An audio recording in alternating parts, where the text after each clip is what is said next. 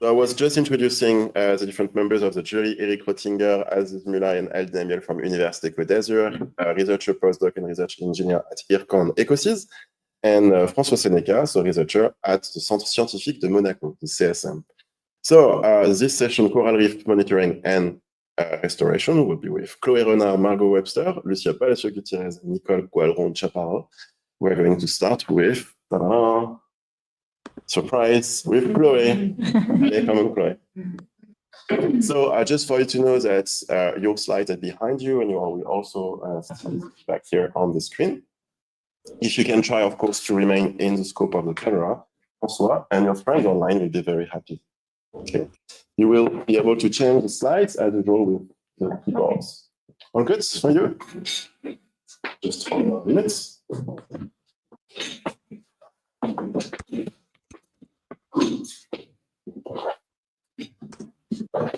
You can see the feedback text. So you're ready to go. Good morning, everyone. I'm going to present you the results of my internship, which was in Frégate Island in the Seychelles, and was about the evolution of coral bleaching during the fourth global mass bleaching event, with a zoom on environmental drivers and species-specific responses. So a bit of context. We all know about climate change. We are all aware that the rising of flooding, the rising of fires, the biodiversity loss, but those are visible things. What is less visible is what's happening underwater. And the increasing marine heat waves are also a consequences of climate change. They are defined by a period of unusually high ocean temperatures lasting for months. They have a lot of consequences on ocean physics, chemistry, biology, and human communities, and they lead to species migration and mass mortality. As we can see on the table and the graph, 2023 was a breaking year record, both for the marine heat waves and for the sea surface temperature, where the difference was huge with the previous years. So this rate of warming has doubled from the 60s, and the marine heat waves are estimated to have increased by 50% globally in the past century, and this will not get any better. So this is a very bad news for our coral reef ecosystem, which are very sensitive to high temperature. And this is mostly because of their coral symbiosis, of their relationship with the microalgae. When the temperature gets too high for too long, the corals stress and expose the algae, leaving them pale, even sometimes fluorescent and white, when the algae is completely absent. And this whitening of coral leads to what we call coral bleaching. This is in Fregate, in the 2024 bleaching event. And if the temperatures don't drop quickly, they will eventually die at some point. And coral mortality have a lot of consequences. It decreases the coral cover, the rugosity and topographic complexity of the reef, and has an impact of associated fauna and all the communities that depend on the reef resources. It is important to do a distinction between bleaching events and mass bleaching events. A bleaching event is a localized observation of coral bleaching. It can recover relatively quickly. It's a common stress response and contributes to the natural turnover of the corals. While a mass bleaching event, it's a widespread phenomenon influenced by intensity and duration of the marine heat waves and the reef susceptibility, and tends to reflect high stress, extreme stress. The reef can usually recover over a decade, but the problem is, like right now, the increasing frequency of such events are not getting better with the ongoing global warming, and this causes that it's more difficult for the reef to recover. So usually, coral bleaching has a metric to help monitor and predict the bleaching. It's the degree heating week. It measures the intensity and the duration of coral exposure to a high temperature over a period of time. And what we can see here is that in March, when I arrived in the Seychelles, the heat already started to accumulate in the ocean. And by April, it intensified over 12-degree heating week. And this means that we were in the maximum alert level, meaning that a lot of bleaching and mortality was expected. So this leads to the goal of the study, which was to first monitor the evolution of the bleaching event. For that, I had three hypotheses, which was that the rising water temperature would have significant effect on the reef, leading to bleaching and mortality, that some environmental factors would play a role in the health of the coral colonies, and that some species would show greater resistance than others. About the material and method, so Frigate Island is situated on the east coast of Africa and on the east side of the Seychelles archipelago. It's a private island, which is a biodiversity hotspot. It's run by a hotel who combine luxurious tourism and conservation. So the student site is situated here on a location which is called Airstrip, and I had to monitor 2 transects and 12 preselected marked colonies in the same area. I did my monitoring weekly from mid-April to July 2024. I classified the coral thanks to their appearance in 4 categories: healthy, pale, bleached, and recently dead. Bleached being white and recently dead being when the turf algae start to colonize the coral tissue, leading to brownish, greenish color like here in this picture. So I used 2 different methodologies. The first one was for the 12 marked colonies and used the coral watch method, which is a very easy method. You just come with your card in the water and you compare the color of the card and the color of the corals. Each color represents the concentration of symbiotic algae linked to the coral health. I changed slightly this methodology to make it consistent with the one that will come just after. And I decided that from 6 to 3, it was healthy, 2 was pale, and 1 was bleached for every color of the different corals. The second method was involving 2 transects, 2 20-meter transects, which were fixed and with Photo-Quadrats. So during the first survey, I recorded all colonies about more than 10 centimeters of diameter, noting species, depth, and coral coverage for each quadrat. And then I took picture every meter on my transect. And after each monitoring session, I analyzed those pictures and the condition of each colony was estimated as a percentage within 4 categories, so still the same: easy, pale, bleached, and recently dead. So for example, on this picture, I would have maybe estimated that there was 70% of corals that were easy, maybe 20% pale, and 10% bleached. And so yeah, these percentages were updated after each monitoring session. So about the targeted species, for when I analyzed the overall progression of the bleaching events, I considered all the colonies, but when I analyzed only the species-specific responses, I took only the species represented by more than 3 colonies to avoid any underrepresentation. So, which leads to only 3 different species of Acropora, which are Muricata, Ostera, and Vermiculata. Results now. So first, the sea temperature. So what we can see is that Frigate is following the general pattern of 2023-2024, with the temperature being very high compared to the averages of the other years Frigate. Here is highlighted in red when we were in the maximum alert for the bleaching. And here is when I started my monitoring. So we can see that I started at the end of the alert when the temperatures already started to drop. So for transect 1, the global evolution of the bleaching events. So what we can see is that when I started the survey, the bleaching was way higher than the mortality. And then on the 21 of May, the tendency just switched, and the mortality kept increasing, the bleaching kept decreasing until it reached 0% at the end of the survey. So even if we had 55% of mortality on this transect, which is quite high, we can see that some corals show some resilience, because for the healthy condition, it was higher at the end of the survey than at the beginning. I have totally different result for my other sampling units. So this is transect 2, and it shows like greater resistance, and because we have only 3% of mortality at the end of the survey. And it was the same for the 12 marked colonies, almost no mortality, 5 mortalities were recorded. So the overall health condition of my 3 sampling units, when we take the averages, we can estimate that at this precise site, it was about 14% of mortality. Correlation now, so with environmental drivers.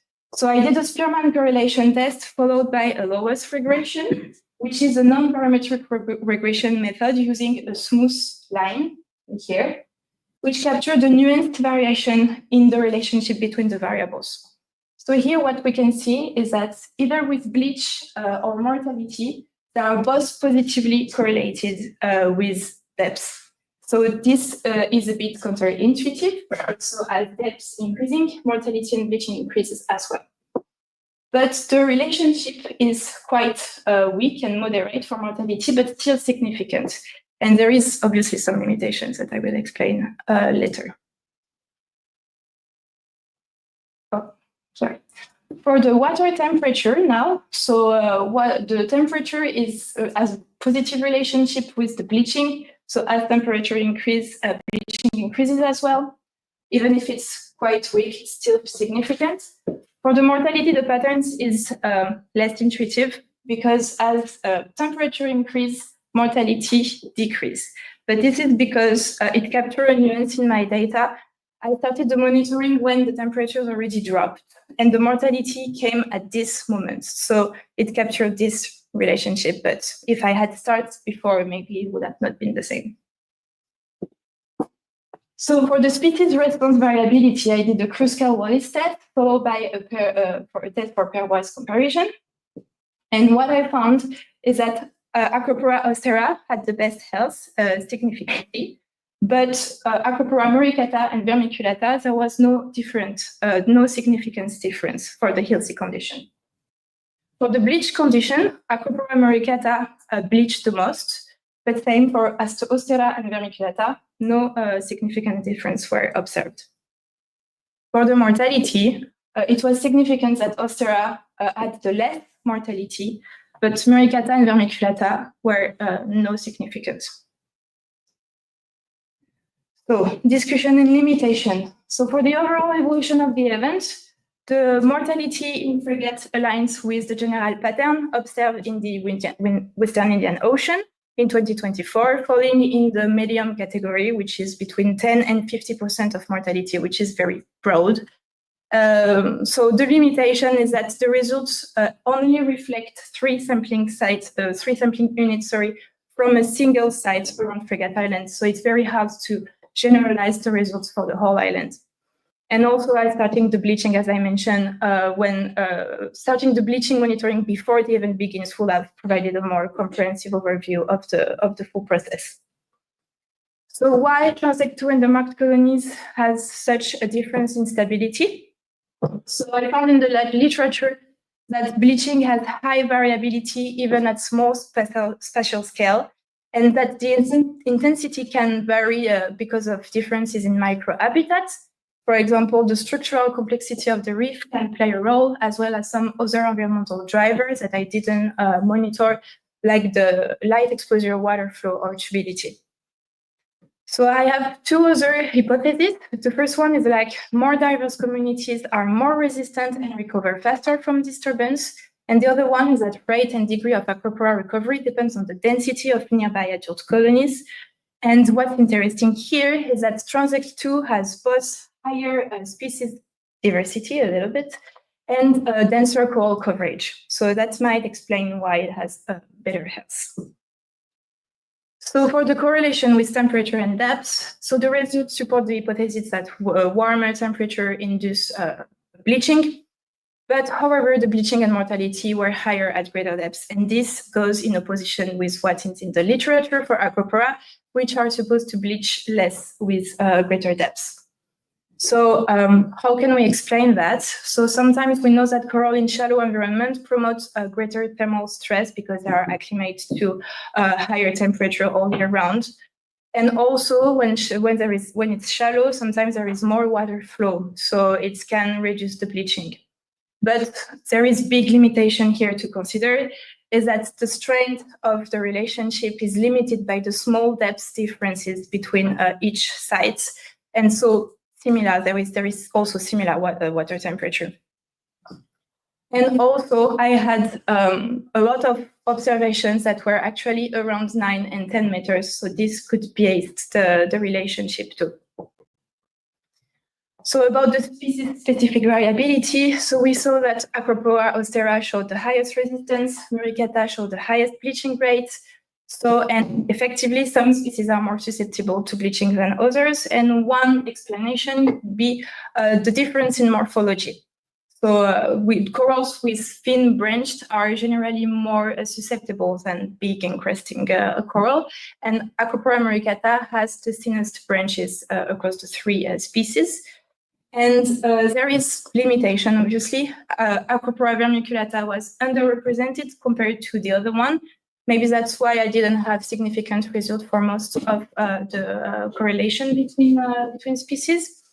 And also, I didn't find any paper in literature about the fact that Acropora austera had the best health. To conclude, each reef is unique and reacts differently. Temperature is recognized to be the primary driver of mass bleaching events, but there is no strong consensus about additional environmental drivers or spatial variation.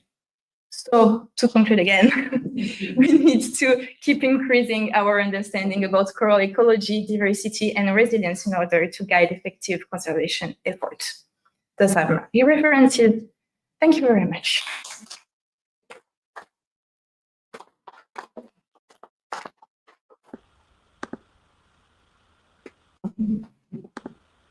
Thank you, Chloe. Here we go for the questions. The members of the jury would like to start. As is. No, of course, yeah. I'm sorry, Mina. You are the first to ask the question. What do you think is the best solution against coral bleaching? Ready.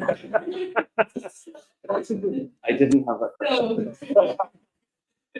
Very broad question. I think it depends on which scale you take, because at local scale, we can reduce the pressure on coral reef, for example, reduce the fishing pressure, the pressure linked to tourism, because there is two different kinds of pressure, local and global. For global, it's more complicated because it's because of pollution and our emissions, basically. So we will need, this is kind of irreversible now, and we will need so much effort, like for the whole world and the entire society to make the tendency just switch. So it's possible to find solution at small scale, but it's complicated at larger scale. So now you have an idea what will be the question from Mina. As is, you want to open the floor for the jury side. good presentation. Really kind of up my street. I really enjoyed it. I have a question. Towards the end, you mentioned about each reef is unique. Do you think that makes kind of global studies comparing reefs across places redundant then, if each reef is unique and reacts in different ways? I think, no, there is like global tendency for sure. Coral react like physiologically, they react about the same a bit everywhere in the world, but there is like specificity. Each reef has its own specificity, which means that sometimes conservation efforts that are in place in one area in the world would work in another area because there is like the topography of the reef is different, the current is different, so many parameters are different. So each reef needs to be considered with its own specificities. And it's not the global research about coral, it's not useless because we are learning a lot of things, but yeah, it's complicated to deal with this subject. And I'm interested to know about the previous condition, because you took the data during the bleaching event, towards the end of the bleaching event. So what was the previous composition? What was the previous condition of the reef? Because you mentioned about diverse reefs being more resilient. Was this a diverse reef? So in this case, in Fregate, it's diverse. That's what I mentioned. Yes, it's very diverse, but the area when I was, it's only one habitat. It's next to the restoration site, and it's mainly composed of Acropora species. But the transects were randomly placed, so we didn't choose any specific species that we wanted to analyze. But there is a lot of diversity around, with like other habitats around the island, more rocky or more So there is a big diversity in Fregate, yeah. So maybe these sites weren't the best representation of.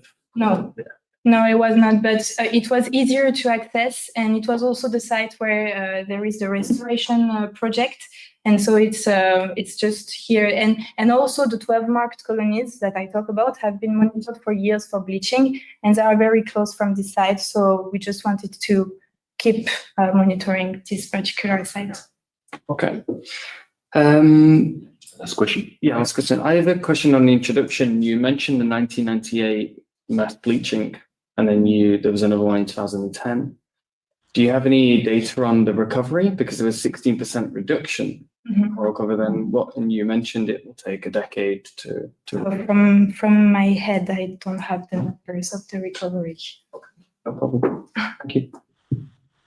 Okay, Andine, and then Eric will finish with François. So thank you, Chloe, for this nice presentation. Because, I mean, Fragate Island is a site that is studied since, or monitored since a while now. So do they know which organism is kind of first sensitive to this mass, to this heat wave? In terms of damage and maybe death, which organism in Fragate Island ecosystem is reacting first to this heat wave?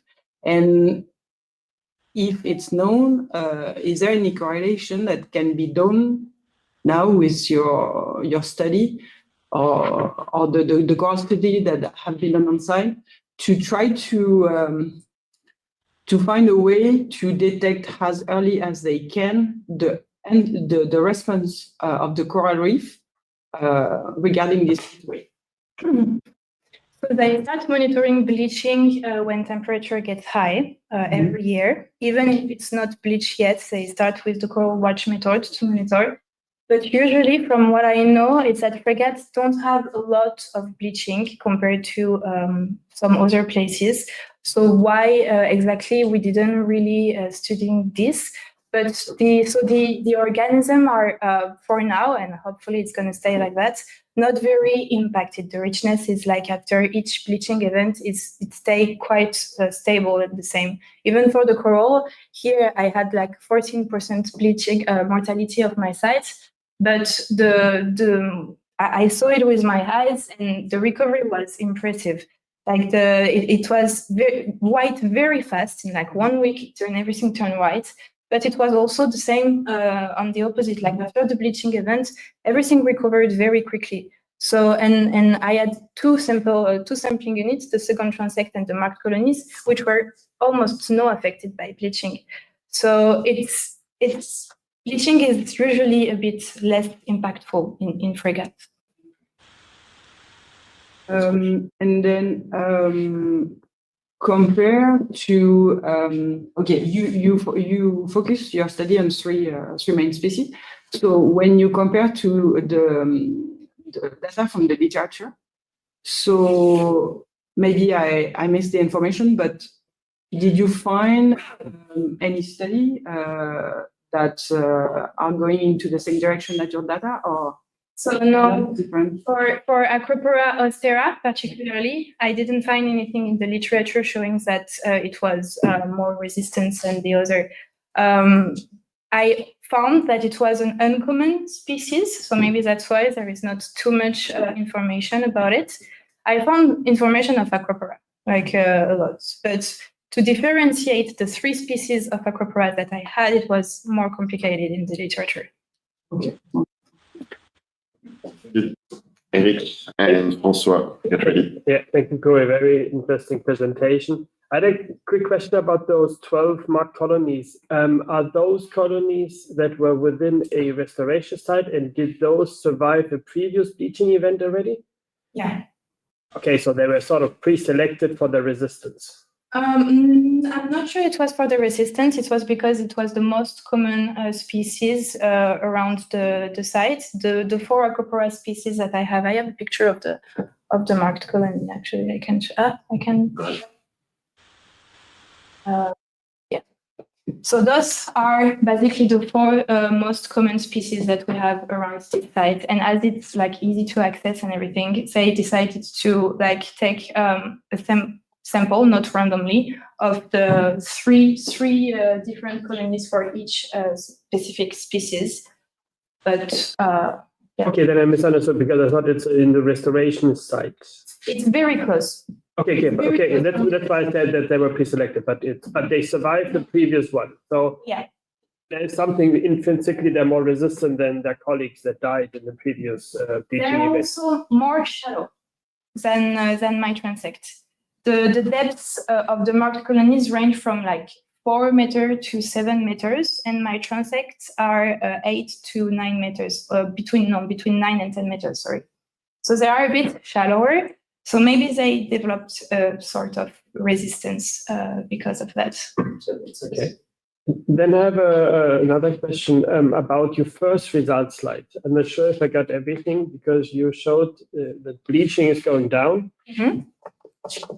when mortality is high or something. So my question here is, how did you take into account in your graph the dead colonies because they didn't recover from bleaching? Or so yeah, that's my question. I didn't understand which one recovered from bleaching and which one were completely dead, and what are those numbers representing? So this is the mortality. So we can see that it's at the beginning of the survey, I have already 9% of mortality on my transect. And at the end of the survey, it rises at 55%. This is the health condition. So we can see that at the beginning, it was 39%, and at the end, it was actually more. And this is the bleaching. So some species recovered. And this is the bleaching, which is very high at the beginning, 38%, and decreased until 0% at the end of the survey. And those are the percentages, the average percentages of each monitoring session over time for each colony. So that's why I'm sorry, I'm a little bit confused. So if you say bleached, so they are grade whatever 2 or 1 in your coral bleaching chart. Yeah, not only. And then at the end, they are all 5 or 6. So there's none of the same colony isn't bleached anymore. Yeah, because it either recovered or died. Okay. That's why bleaching. That's the sum. Okay. Okay. The nuance over time, in fact. So when the bleaching increase, that means that either the mortality increase or they recover. There is 2 possibilities. Okay, that's what I didn't get when you presented it. And then that's where also my confusion comes a little bit from, is about the definition of health, and we don't have time to discuss this.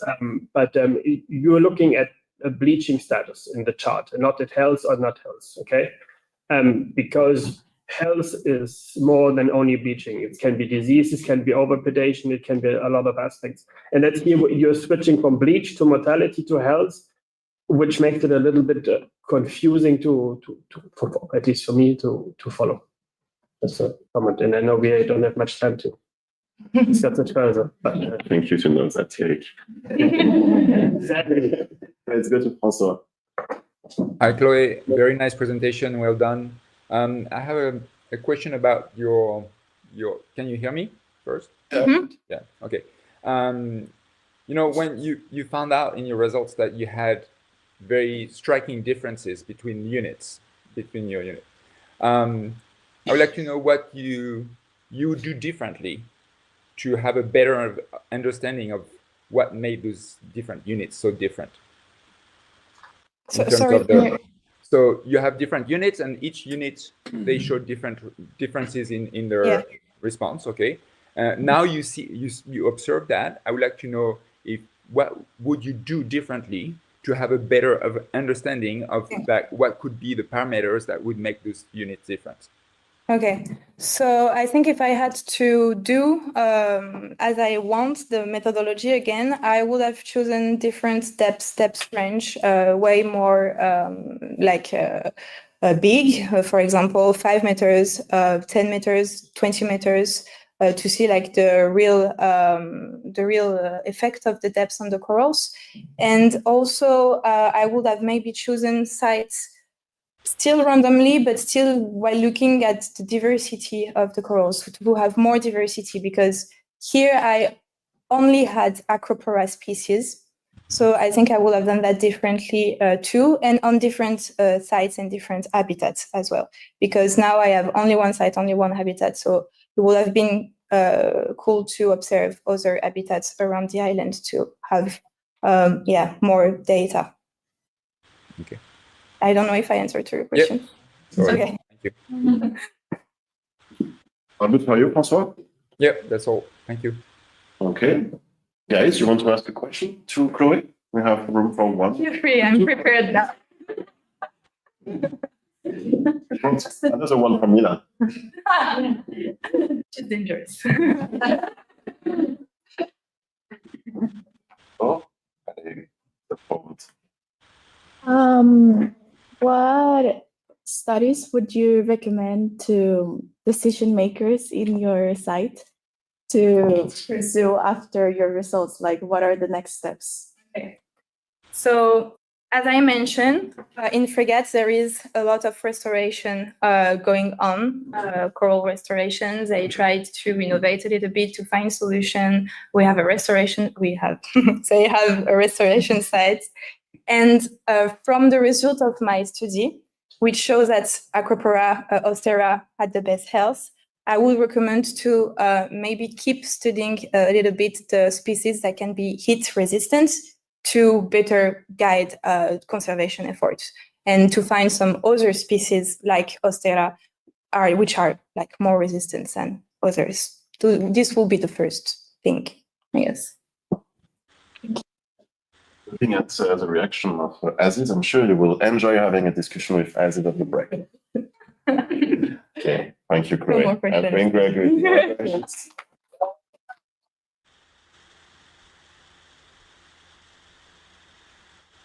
Now, Chloe, jump on the other side of the fence. So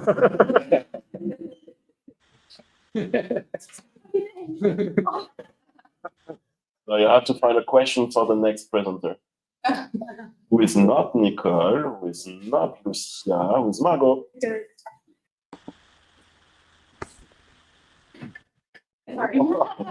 Just a wave of stress behind me.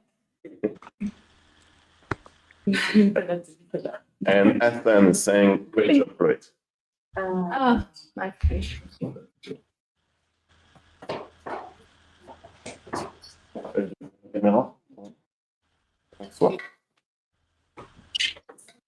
jump in. Here we go. Finish. It started? Good. Okay, so good morning. I'm going to present a characterization of coral reefs and a preliminary assessment of bleaching and mortality in Tanzania. So first, a little bit of context. So coral reefs are essential to livelihoods through fisheries, tourism, and coastal protection. The backbone of reefs is formed by the calcium carbonate skeleton that's produced by scleractinian or hard corals. And each coral colony is composed of individual polyps that host a photosynthetic algae called zooxanthellae. And it's essential to meet the energy requirements of the corals. So coral bleaching is the expulsion of that algae by the coral host, primarily due to abnormally high temperatures. And the bleach state is reversible, but when the heat stress persists for too long, it usually leads to extensive coral mortality. Bleaching responses are known to vary among locations and taxa. So in April 2024, NOAA declared the 4th global bleaching event. It was linked to the El Niño Southern Oscillation, which is a climatic event that's associated with high temperatures. And here you can see a focus on the Western Indian Ocean. So you've seen this before, but this is degree heating weeks, which is a measure of the accumulation of excess heat in the water. So again, as you can see from March on, it started to really accumulate.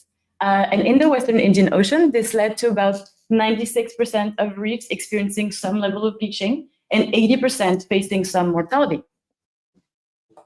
So in this region, I'll be focusing on Pemba, which is an island in the Zanzibar archipelago of Tanzania. It hosts over half of the country's reefs, 40 coral genera, and 40 threatened species. In addition, over half of the population lives on the coast and is heavily reliant on the marine resources. The entire west coast of the island is a marine protected area called the PECCA, and it's divided into two zones. And the zone at the top, the blue corridor, or at the north, sorry, the blue corridor is co-managed by Blue Alliance, which is a French organization, with the local government. And their aim is to protect the coral reefs, but also the livelihoods of the coastal communities. In addition, the reefs of Pemba have been hypothesized to exhibit higher resilience to the rising temperatures because of cold upwellings in the Pemba Channel. So the objectives of my study were first to characterize the coral reefs in the blue corridor in terms of coral abundance and genera diversity. And second, to conduct a preliminary assessment of the bleaching and mortality during the 2024 mass bleaching events. The larger aim of the whole project was to provide Blue Alliance with information on the health of the reefs to inform future management measures. So specifically, my hypothesis will first be that coral abundance and diversity vary across sites. Second, that coral bleaching and mortality responses will vary across sites, depth, genera, and colony size. And third, that the reefs of the blue corridor will be less affected compared to the rest of the region, as you remember, because of those upwellings. So for the methodology, so data was collected at 3 sites, each at 2 depths at 5 and 15 meters, making 6 sampling stations in total. You can see them here. So Menta, Enjao, and Fundo. Data was collected once per month in March, April, and May 2024. And the temperature was recorded every 10 minutes from September 2023 onwards at the Manta site in the north at 7 and 15 meters depth. The data collection followed the methodology of Ogura and Grimsditch for the IUCN. So at each sampling station, we laid 2 transects parallel to the reef that were 25 meters long and 1 meter wide. And we recorded all hard coral colonies that were over 10 centimeters in diameter and whose center was contained within the transect. All the colonies were identified to genus level, except for varieties that were divided by growth form, and the 2 genera of bubble corals that were grouped together, because as you can see, they look the same. And the size of the corals was recorded in classes of 10 centimeters up to 1 meter and above. For the health of the corals now. So for each colony, we recorded 4 percentages. So the percentage in each health category. The first category was healthy. We're going to call it healthy, but here it refers to non-bleached tissue with normal coloration, like this one. Pale here is defined as clearly discolored, but not white tissue, as you can see in B and D. Bleach was completely white tissue. Sometimes you could see the tentacles as well. And dead here was defined as tissue with algae overgrowth, as you can see here. So this allowed to represent all possible combinations of partial bleaching and mortality, because as you can see on the right here, a lot of colonies are neither fully bleached nor fully healthy, or non-bleached. So this is an example of how we would have recorded for one colony. So for example, Acropora, 10 to 19 centimeters, and those 4 percentages. Moving on now to the results. So we'll start with temperature. Here you have the temperature from September 2023 to May at the 2 depths. You can see that both rose steadily until the end of March. They reached over 31 degrees at both depths, and they averaged over 30 degrees at both depths in March. And there was actually no significant differences in the temperatures at either of those depths. Now, in terms of what corals were at the reefs, so first with abundance, in total, I recorded 1,678 coral colonies. And here you have the number of observations per site throughout the whole monitoring period, so within 6 transects, basically. And it went from 129 here to 420 here, so over double. Now we're going to look at the diversity in terms of genera. So in total, we saw 30 different genera, and the average number of different genera at each site varied from 10 to 21. So here we'll start with the mantis site. So at the top you have the shallow site, and at the bottom you have the deep site. On the left you have all the genera that were observed at those sites. The first thing to note is that, so there's a different number of genera observed, but also that the x-axis is different. So here you see the total number of times that each genus was observed. And the fact that these are different reflects the different abundances in total corals, like we saw in the graph before. You can see that they're both largely dominated by massive varieties, but the deep side had a little bit of a more even distribution, whereas at the top, it was basically all varieties. For the fundo side, so again, shallow and deep, you can see a little bit of the same trend. In the shallow side, again, there was basically only varieties. And the deep side was also dominated by varieties, but there was more genera represented. Same for the Njao shallow side, but this changes for the deep Njao side, which actually had no varieties at all, and was instead dominated by Echinoptera and Galaxia. So now we're going to look at the state of the reefs only in May, so at the end of the monitoring session. The categories are represented by those colors. And so this is an average of the percentages that we recorded for the colonies. So this, in essence, represents what the average colony at the Menta shallow site would look like in May. So it would be 52% healthy, 19% pale, 10% bleached, and 18% dead. So looking at that, so exactly the same, but now for all of the sites, again in May, you can see that it varied between the sites. There was a significant association with the chi-square between the site and the average health state. So you can see that, for example, these two sites had significantly lower bleaching, whereas this one also had significantly higher average health state. Moving on now to the depth, the impact of the depth. So here we're looking at box plots, so it's a distribution of the data, knowing that 50% of our points are within the boxes. Here we're looking only at the shallow site with bleaching percentages in blue and dead in red. So you can see that in the shallow, so it's the three shallow sites together. You can see that in March, most colonies were actually not bleached or dead. They started to have some bleaching in April and some mortality in May. But when we look at the three deep reefs together, this changes. So you can see that there was more bleaching earlier. In April, a large proportion of the corals had at least partial bleaching. And in May, there was also a lot of bleaching and mortality. And there was, with a Mann-Whitney test, we found that the corals of the deep reef were significantly more bleached and had higher mortality than the shallow corals. Looking now at size, so again, these are box plots of the distribution. This is just the bleached percentages, for each colony, for each site class. And the corals that were at least a meter were actually significantly more bleached on average than all of those categories. And this is even more for the mortality, where actually the smaller colonies had most of them had no mortality, but the larger corals had significantly higher mortality. This was tested with the Crystal-Wallace and the test. Now, finally, looking at the genera. So this is all the different genera, or the ones that were observed the most, and this is the average percentage that they were bleached. And you can see that there were significant differences in the average bleach states of the genera.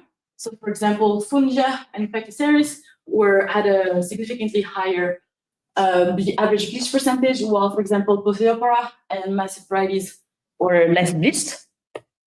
And which is interesting is because it's not actually related to the mortality. So, for example, Fungia and PECCA, which had high bleaching, had a very little mortality. So, now what to think of all of that? So we'll start first with the temperature. So here you can see the historical minimum and maximum sea surface temperatures. And our temperatures at depth were actually at least 1 degree higher in terms of maximum and average than the expected surface temperature. Coming back to the hypothesis, so first was that coral abundance and diversity would vary across sites. And so we saw that the abundance could vary from over double between the sites. We also saw that the diversity in terms of how many genera were seen at each site and how they were represented also varied. The second hypothesis was that bleaching and mortality would vary with depth. So we saw that deeper sites were more affected sites. So we did see that there was a significant association between the health state and the sites. Genera, again, we saw that they were differentially affected, both in terms of bleaching and mortality. And finally, size, we saw that larger colonies were significantly more affected than smaller ones. So the variability across sites didn't really show any kind of spatial pattern. So, and because we saw that they had different genera and that the genera responded differently, this variability is probably explained by the different corals that they had. In terms of the depth, so the deeper reefs were way more affected. This might be because the shallower reefs are a bit more adapted to temperature fluctuations. This is a picture of Pemba. These massive Parius colonies are completely exposed at low tides. They survive under extreme conditions. So this might be an explanation. Another thing to keep in mind is there have been bleaching events in the past that may have reshaped the coral community at the sites. So for example, the two sites that had the lowest bleaching were largely dominated by massive varieties, which are thermally resistant.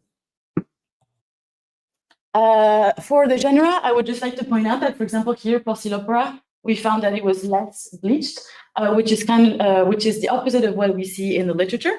However, in the literature, I also found that some studies report that they might become more resistant when they reach an adult stage.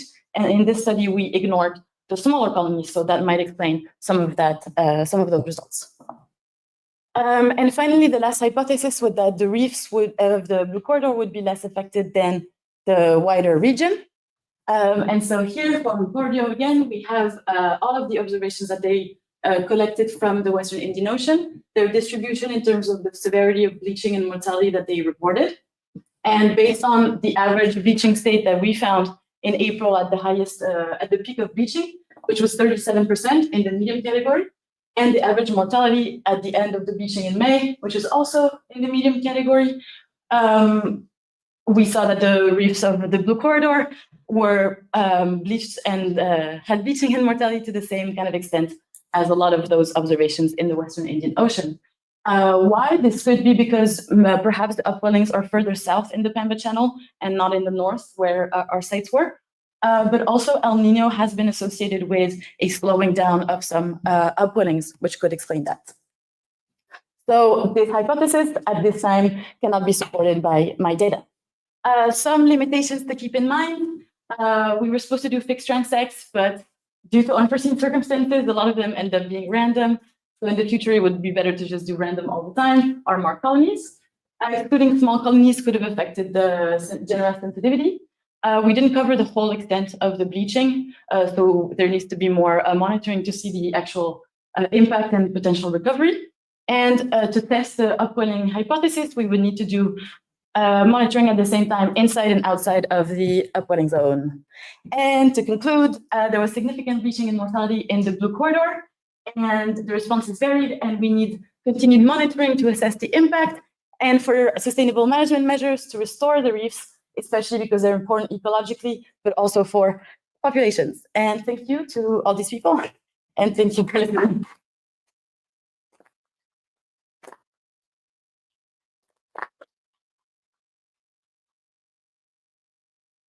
Thank you. And so before we give the floor to François, Mila, your time to shine. Do you know what are the precautions taken to avoid coral bleaching in Tanzania? The precautions in Tanzania. In Tanzania.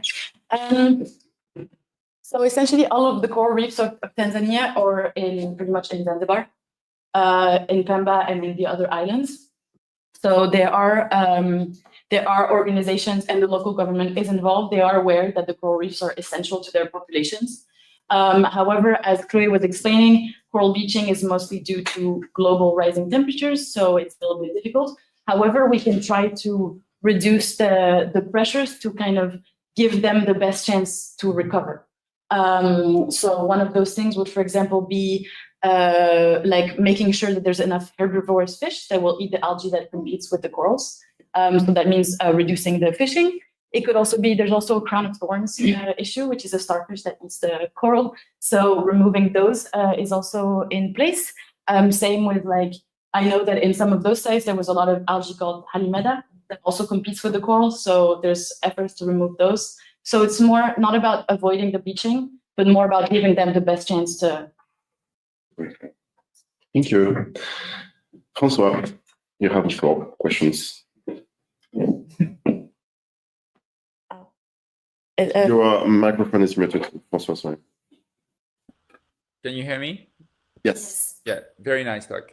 Really enjoyed that. I was surprised though by your results showing that smaller colonies were less bleached, right? Yeah. And you could think of like the older colony having experienced bleaching in the past, being more resistant. Yeah. How do you and have more storage in terms of energy? Why do you think that is? Why do you think you observe that trend? So I think that what's missing a little bit here from my results, but that could have explained a lot of that, would be the size distribution of the different genera. Because actually I think that it's mostly the genera that explain the diversity. But some corals were, some genera had like a lot of the larger colonies, whereas other genera had more of the smaller colonies. So actually, I think that maybe it's not so much the size that explains that variability, but more the genera. However, I still wanted to include the size because it has implications. Like if we considered coral cover, because the bigger colonies were more impacted, it means that if we were to consider coral cover, the results would actually be even worse. If that makes sense. So okay, so you didn't show those size differences were not treated by colony.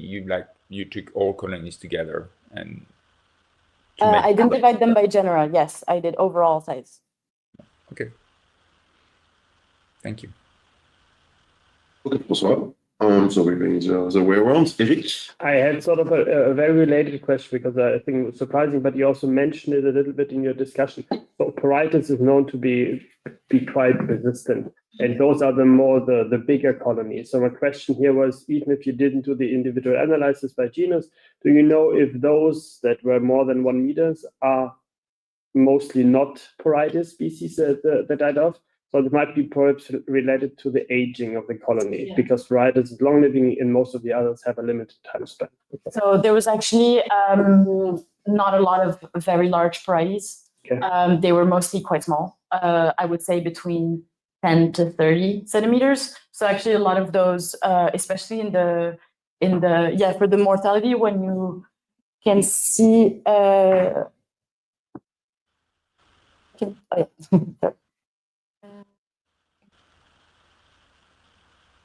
there. Yeah, so I think actually a lot of those colonies were Porites. Yeah. More so than the bigger ones. Yeah. But again, I don't think that this is the thing that explains the most of variability. This is more like something to consider that, if we consider coral cover, it would be even worse, basically. And then I had a question to one of your initial hypotheses. You mentioned that there were data that showed that the upwelling might cause sort of more resistance. So the question is do you know if it's correlative work that has made this conclusion, or is there some more evidence that why does upwelling cause this? No, there's been studies, they're quite recent. This is 2021, and it's literally the study that hypothesized that there were strong upwellings in the Pemba Channel.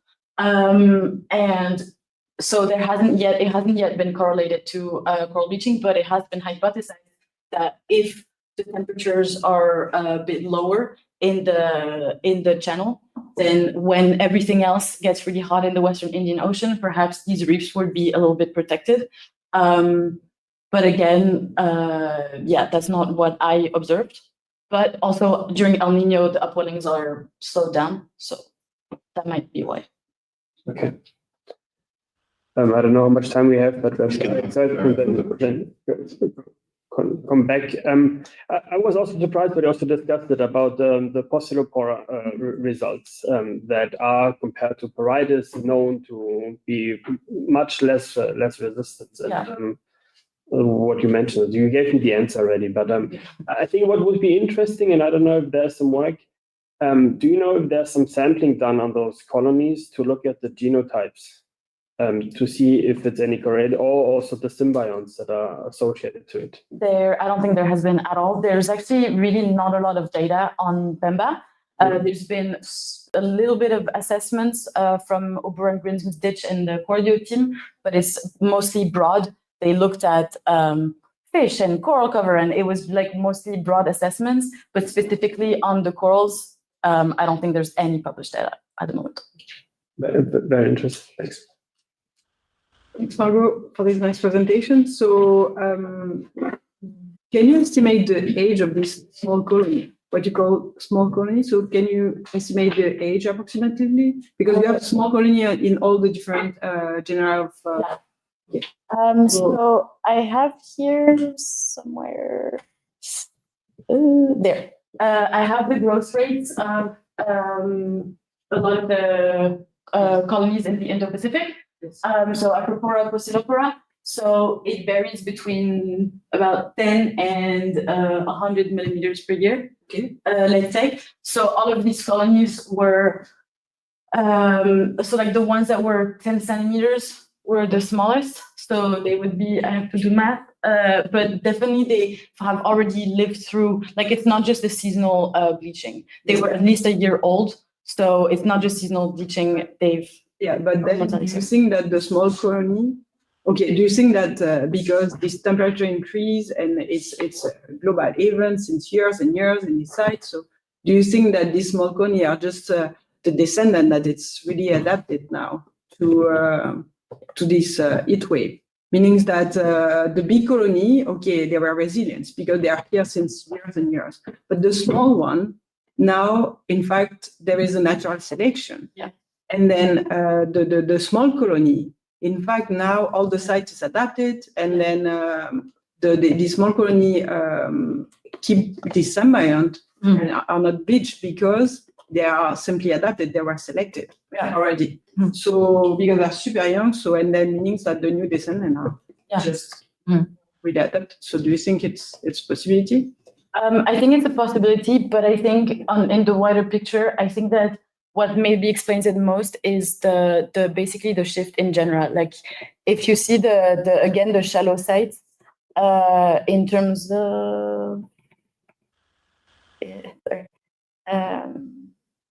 here, like for example, these sites, like this site was one of the one that bleached the least, and it had over 200 Porides and almost nothing else. So I think that this is more likely what happened, that the past bleaching event kind of basically killed off the more sensitive genera, and that what is left are those that are a bit more resistant. Yeah. Okay. So, and a second question, I noticed, so with the fungi, there is the fungi. Yeah, sorry. So you have a super high bleach and nearly no death. Yeah. Really surprised. So what do you think that happened?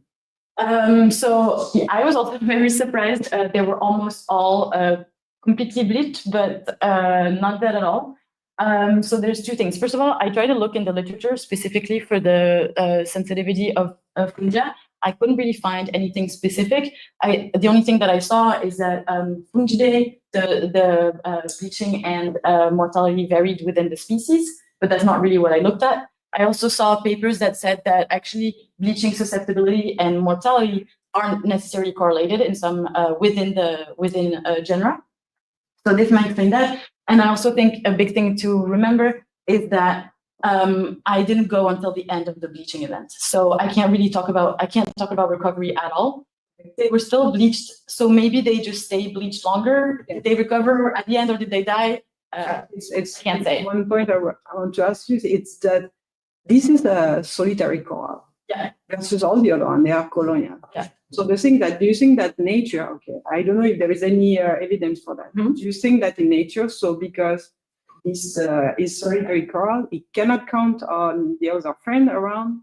So that make this species more resistant, not more resilient, but at least more resistant to bleaching. Perhaps. Nobody studied that. I mean, you never. I didn't come across that in the literature. I would have to look specifically for that. Throughout when I looked at different taxa and everything, I didn't really come across that. Okay, thank you.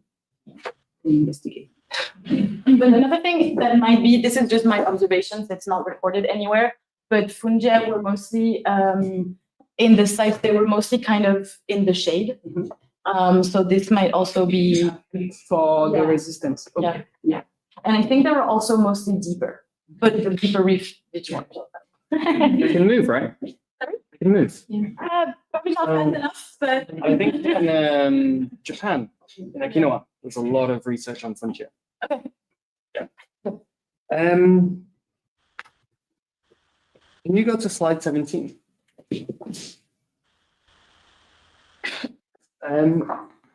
Is this a diverse reef or is it a homogeneous reef? Because there's 200 colonies of one Yeah. species here. So, No, it's not diverse. so your first hypothesis. My first hypothesis is that it would vary across the sites. So, like for example, here it was more, so like this site was not diverse at all. It basically had only varieties, whereas this site was also largely dominated by varieties, but it also had like a representation of different genera. Also, just in terms of how many genera were represented, like although they have, a lot of them have the same trend, excluding this one. For example, at this site, throughout the whole monitoring, I only saw 10 genera. Whereas this one, there was 21. So yeah, there's definitely a trend there. They are not very diverse reefs, possibly due to past bleaching events, but I do think that the diversity still varied. And you mentioned that the dominant species is very small. Most of the colonies are In the shadows. very small. So that means that there had to be an event where they recently came in and dominated. Do you think that happened, they're similar size? Do you think that happened in one or two cohorts? They came in at all the same time and started to dominate from the get-go? Or do you think it's over a long period of time? Possibly because a lot of them were the same size. It's very possible that it was kind of following a big event. I know that there was two very intense bleaching events in Pemba, one in 1998 and one in 2016. So with the growth rates, I would have to do the little math. I can't do it right now, but maybe we can try to see something. Yeah. And the thing about the Bacilliflora is also very interesting, but I'm kind of the opposite. I'm not surprised because By the what, sorry? I'm not surprised by Bacilliflora being resistant because reefs in Taiwan, in Japan, in the Pacific side of Mexico, they have a Bacilliflora dominance, a very recent Bacilliflora dominance. So do you think this is kind of, you can kind of predict the future here with the Bacilliflora trend of it will become a Bacilliflora dominated reef, even though there's a very few colonies there at the moment? I mean, I think that what I saw in the literature was that they're very sensitive when they're not adults, so under 5 centimeters. So maybe 5 centimeters. After 5 cm, they're an adult? That's what I saw in that paper, yeah. Well, they said they were more resistant when they reach the adult stage when they're over 5 centimeters. 5 cm. 5 cm is the diameter across? Or maybe they compared the adult stage with the very small at under 5 cm. That's, I would have to. Okay, yeah. But Yeah, I imagine the recruit or juvenile stage is under 5 cm in the adult. Yeah. But so because if they're like very sensitive when they're very small and then they become more resistant, it might be a thing of timing, match mismatch. I think most of our data is from a very kind of Great Barrier Reef orientated Bacilliflora view. Yeah. I'm interested in the larger colonies as well. Yeah. Is this a good or a bad thing that we have a large mortality in big colonies? Is it good or bad?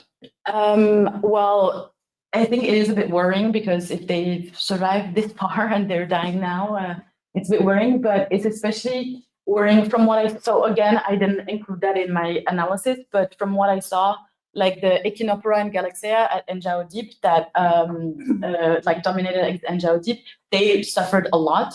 And so when you consider, again, I didn't show this, but it's in my report, but if you consider kind of coral cover, if the larger colonies suffered the highest mortality, then in terms of coral cover, the mortality is going to be even higher. The smaller colonies might have the highest resistance. The newer colonies might have the highest resistance. So it's a good thing that they're being replaced. Yeah, I'm wondering if they are being replaced, those larger colonies, if they're suffering massive die-offs, will they be replaced fast enough, considering that the bleaching events are coming, that are we just going to lose that diversity again? But that's time will tell. One final. Yes. On the low tide event, We have I did the low tide events in the Red Sea for my master's. Okay, cool. Well, and it's super interesting.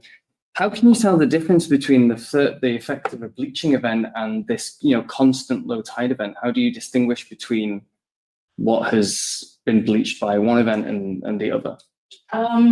So these tides are kind of constant throughout the year. And actually, so I started my monitoring in mid-March, and as you saw, there was already quite a lot of bleaching, but I was actually there before doing other surveys, and there was no bleaching at all. So these colonies are exposed every day, and they don't bleach.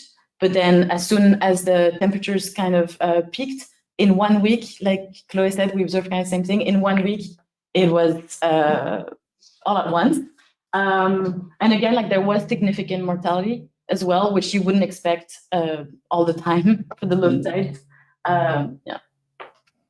But parietes, massive parietes, I saw a study that showed that it's everywhere, we always say that they're more resistant, but I saw a study that showed that actually they're quite likely to bleach at least partially, but they're less likely to suffer whole colony mortality. So this might also be kind of like an adaptive thing.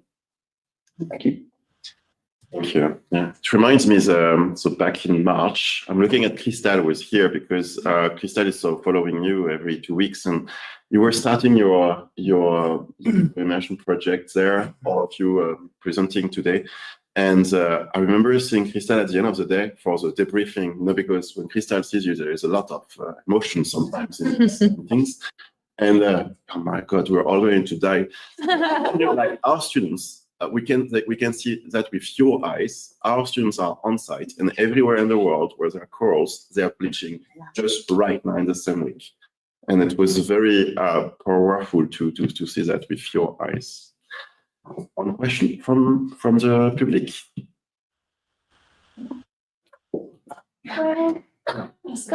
Yeah. Will this monitoring effort be continued? Because you said there has been very little monitoring and just by the Blue Alliance team, no? And the suggestion of not only focusing on the upwelling, but also on the other side of the island. So the monitoring is absolutely continuing.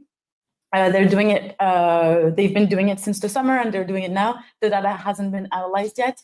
The issue is not going to be the same methodology. They have acquired a camera, so they will now do Photo-Quadrats.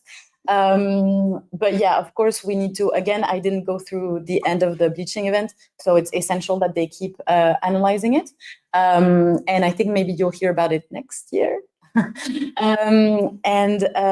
Regarding the study to be within or outside of the upwelling zone, I don't foresee Blue Alliance doing that because they manage the blue corridor and all of that. I mean, they would only focus their resources on that. That would be more like a research effort, perhaps with other institutions or something.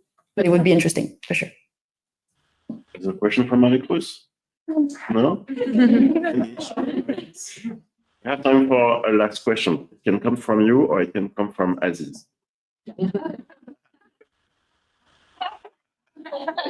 It's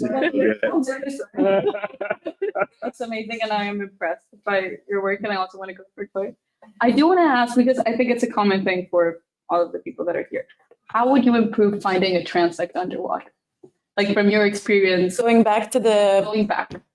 This was the biggest lesson learned for me personally throughout the project. I think that, first of all, it was too ambitious to try to find the transects again. I think they were also too big. I think that either you do random transects all the time, or you mark very clearly some colonies like we did. You always go back to the same place, you know where they are, and it's very visible. I think that this was a bit problematic. The reason that we wanted to do fixed transects was first to be able to follow the evolution of single colonies, but actually it was more logistic. It was more to, like, the first time identify all the corals, note their size, and then would just have to update the percentages. But there was current, there was problems in visibility. It was challenging, so it didn't work out. But I can add something on that.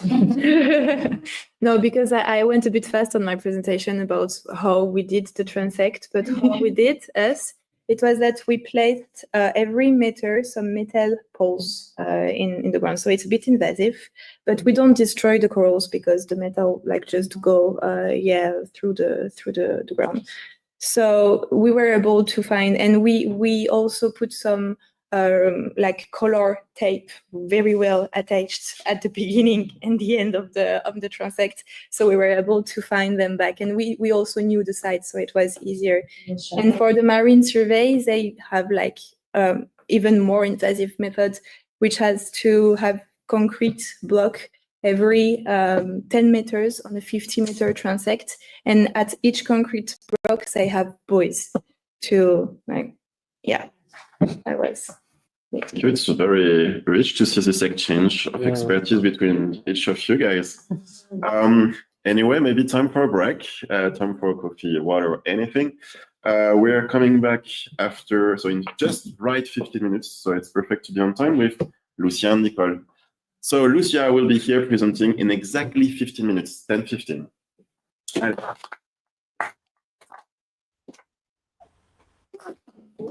I'll see you in 15 minutes. Hello. Okay, so if we're all ready to set, good to see some new faces coming here this morning. And so we're still in the session 1, Coral Reef Monitoring and Restoration. And after two of our year 2 students who just jumped on the other side of the fence, Cloé and Margot, starting Christmas holidays with Madeleine café ou chocolat. Let's go to Lucia and Nikole. We're going to talk, of course, about Reef, as the cloud world behind you can show that. Yeah. So 15 minutes, and here we go. Thank you very much. Welcome, everyone. I'm very excited to talk to you about coral restoration, and more specifically comparing direct transplantation and land-based nursery in terms of coral bleaching. So this is one of the reefs I stumbled upon in Indonesia. It looks very pretty and healthy, but unfortunately, not all reefs look like this. Some of them are dead and covered in algae. But why are coral reefs important? Well, we know that they support marine biodiversity. We know that they provide food, jobs, and economic opportunities for more than 100 countries around the world. We know that they protect shorelines from erosion, and they're a source of tourism, and they have a cultural significance. Unfortunately, they're under constant threats. And these threats are continuously increasing, like ocean temperature, ocean acidification, plastic pollution, overfishing, and runoff. And in fact, in this report from the Status of Coral Reefs in 2020, it shows that the global hard coral cover have been decreasing in the past 40 years. So we need to take action. We need to reduce these anthropogenic threats, and at the same time, we have to engage in active coral restoration. And what about coral restoration? I focus on two different techniques that are one of the most used techniques. The first one is direct transplantation, where you take a fragment from the donor reef and you put it directly in the recipient reef. So this technique is very simple and it's a cost-efficient method, and it reports for good survival rates, but it uses mainly fast-growing corals, so it decreases the genetic variability. And then we have coral gardening, where you take one fragment from the donor reef and you put it in a nursery, either ex situ, so in land, or in situ, so in the ocean, for a given amount of time, and then you put it in the recipient reef. And the stable environment that the nursery provides gives resilience to the fragment, but it is costly and it is time-consuming. So from these two, which restoration technique can be more efficient and more cost-effective? This was a question that a local NGO in Lombok also asked themselves. So I went to Indonesia to work with the Indonesian Video Foundation that works on coral restoration. And Lombok is placed here in this part of the Coral Triangle. And the Coral Triangle is a very important area in terms of coral biodiversity because it hosts 76% of the world coral species. So its protection is vital for the environment and the economic benefits of Southeast Asia. So back to the restoration techniques. We wanted to see which is the best. And for that, we didn't have a lot of time. We did a small pilot project and we decided to choose on coral bleaching as a coral health indicator. Because coral bleaching happens when the corals expel their algae and it's a stress response. So this was something we can measure quickly. So we defined a research question and we landed if a land-based nursery would provide bleaching resilience for coral fragments after they're transplanted into the restoration site. And to do this, we designed a small pilot project that was in Kitinan Bay in the northwest of Lombok in Indonesia. And you can see here the restoration site, and right in front was the anti-capturing. So the restoration site was characterized for a depth varying between 3 to 5 meters, depending on the tides. The seawater temperature was between 27 to 30 degrees Celsius, and the salinity was around 33 per mil. And in the land-based nursery, we had a tank with very stable conditions. We had UV light daily from 6 a.m. to 7 p.m. We targeted a temperature of 26 degrees Celsius, and the salinity was around 30 per mil. And then we planned to collect 60 fragments, but due to technical problems, we ended up analyzing 45 possible fragments that were collected as corals of opportunity, which are the corals that are naturally broken off and you can find them on the bottom of the ocean. And we put them in 2 different conditions. 30 of these fragments were directly transplanted into the ocean without incubation, and 15 of those fragments were in a tank for 2 weeks, and then they were transplanted into the restoration site. So we took 2 different measurements. We took the measurement 1 week after the fragments were deployed with conditions, and then we took a second measurement 4 weeks after the deployment. And then we analyzed these 2 different conditions. So we gave the coral fragments health states, considering bleaching would be an indicator of health. And we use the coral watch health chart. And E6 is considered the healthiest, so the one that is not bleached, and E1 is the unhealthiest, the most bleached. So first, we categorize the coral fragments into 4 different categories. The ones that died, the ones that maintain this bleaching state that we gave them, the ones that actually bleach, or the ones that improve in their health state. And we compared the first measurement taken after 1 week of the deployment.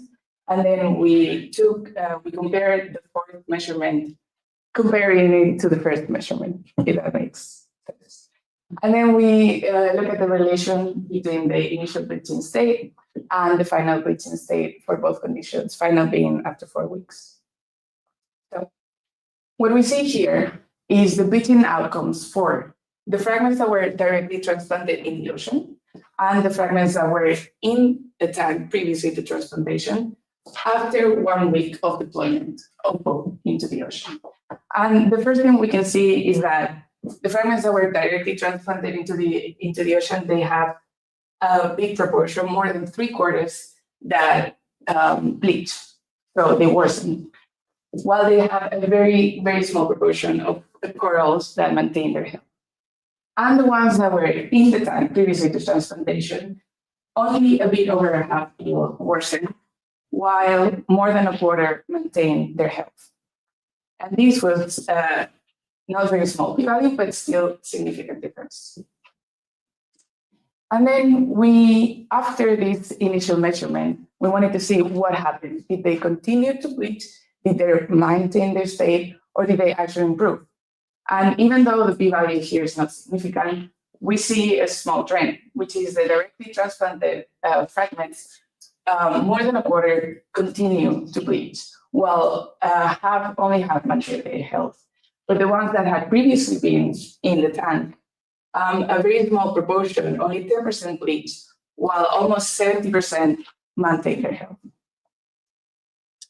So from these significant results, we can infer that incubating coral fragments in a stable environment could make them more resilient to temperature shock at first. But in the long term, there might be other factors that can affect their health.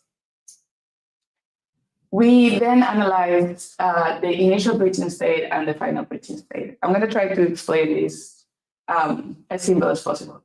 So on the left side, we have all the bleaching states that the fragments started with. So we did not have all of them as easy. So some of the fragments were already bleached because we just took them out of the bleach. So E6, we're going to call it the healthiest. It's the one that is not bleached. And it goes all the way to E2 that is mostly bleached.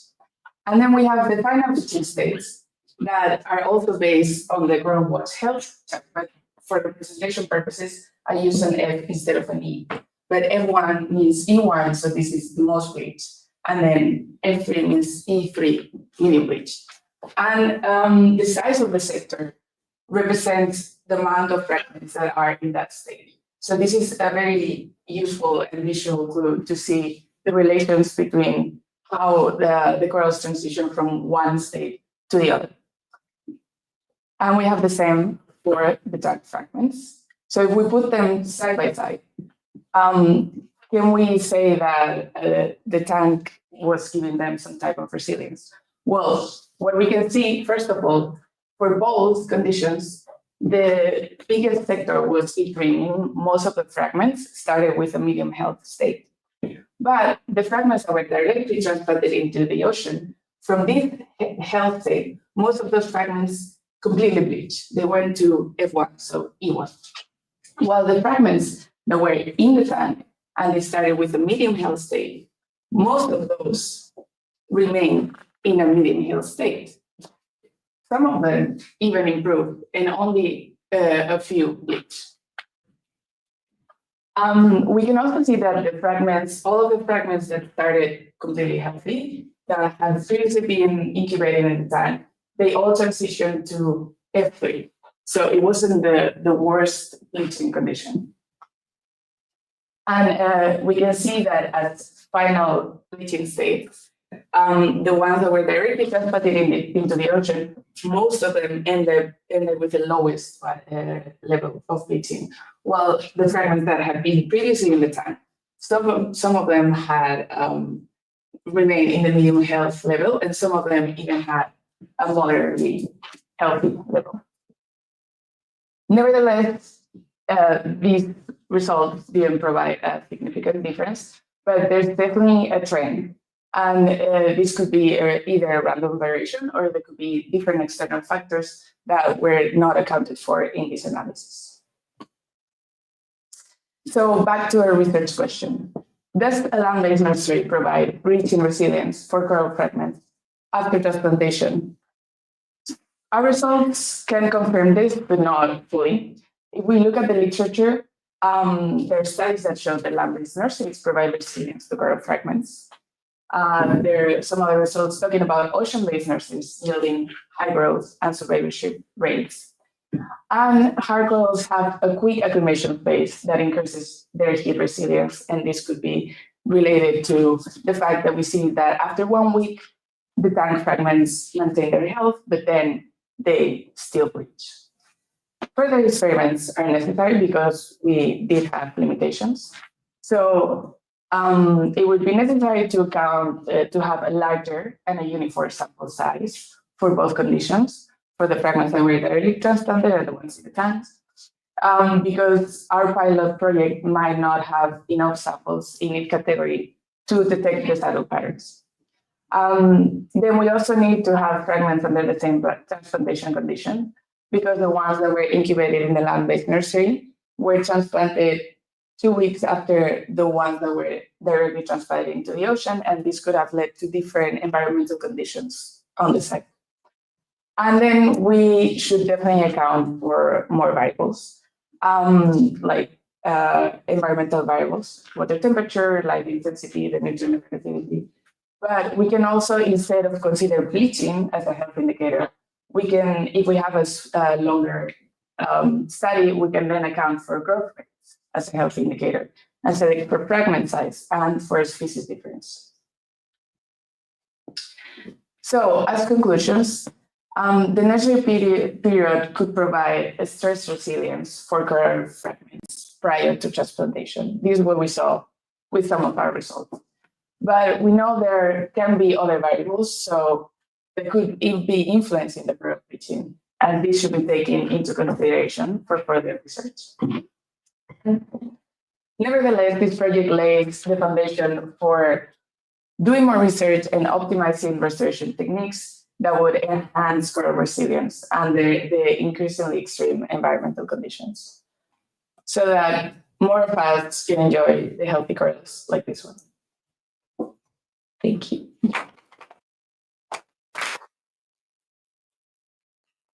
I think I have some time. I also want to acknowledge all these people, the organization, for letting me work in coral restoration.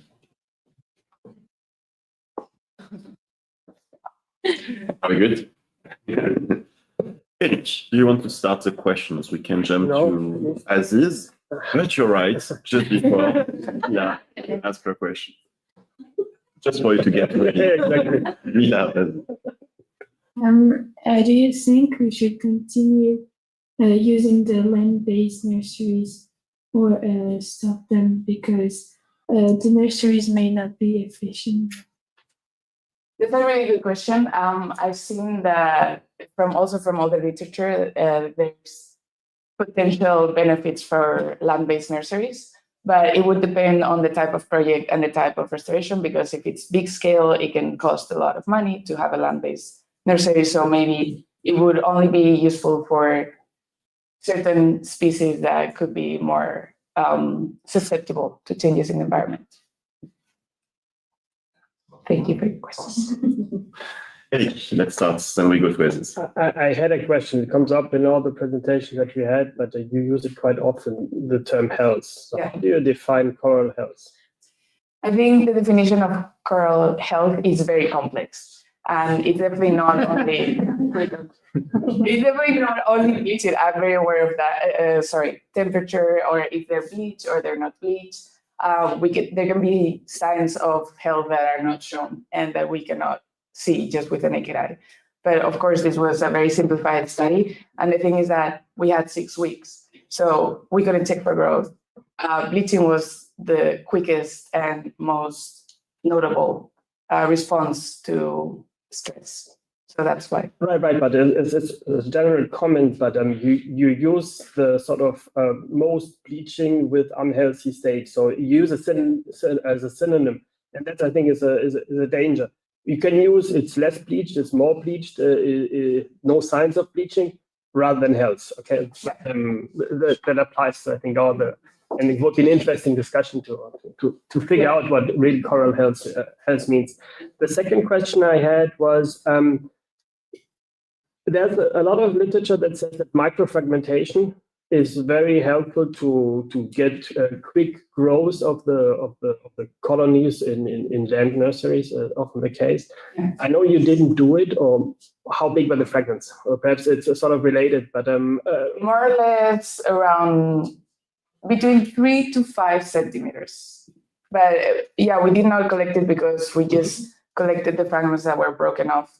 We didn't have the materials to do microfragmentation or anything. Okay. I was just wondering if this might increase sort of survival rates or... Yeah, exactly.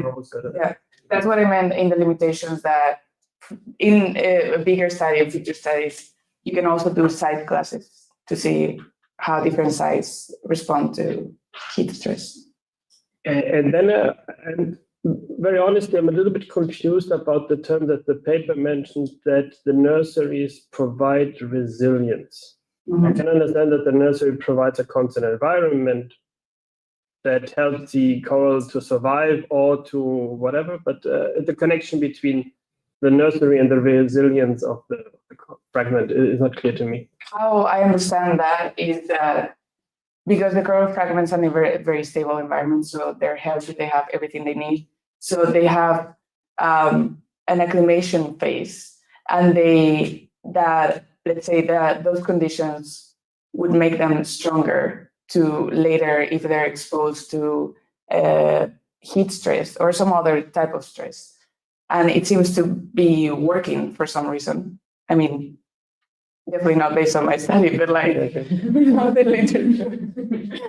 Yeah, it seems I didn't go deep into how exactly a nursery would work, but I think that's on the line. Okay, let's go to Elvis and then François. Yeah, I want to continue about the statement, the resilience in a stable environment. What's the definition of resilience you're using here then? Resilience would be the capacity for a coral to withstand changes or stress. But then in the stable environment, they've not endured any stress, so they couldn't have any resilience. But I think it is precisely because they were not stressed, they were just healthy, happy, strong. So they're stronger than the ones that were just maybe in the ocean and they just had a heat wave for like sedimentation. I think it's another term for that. It's not. There's another term. I don't think it's resilience. Not resilience. Yeah. I don't know what it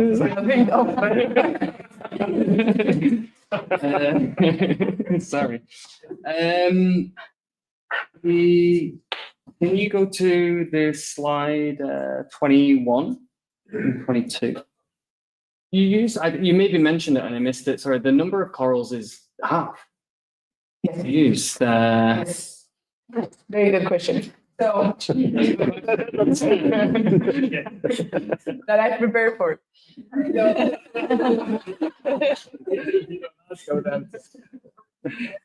We collect 60 fragments, and we put 30 in one condition and 30 in the other one.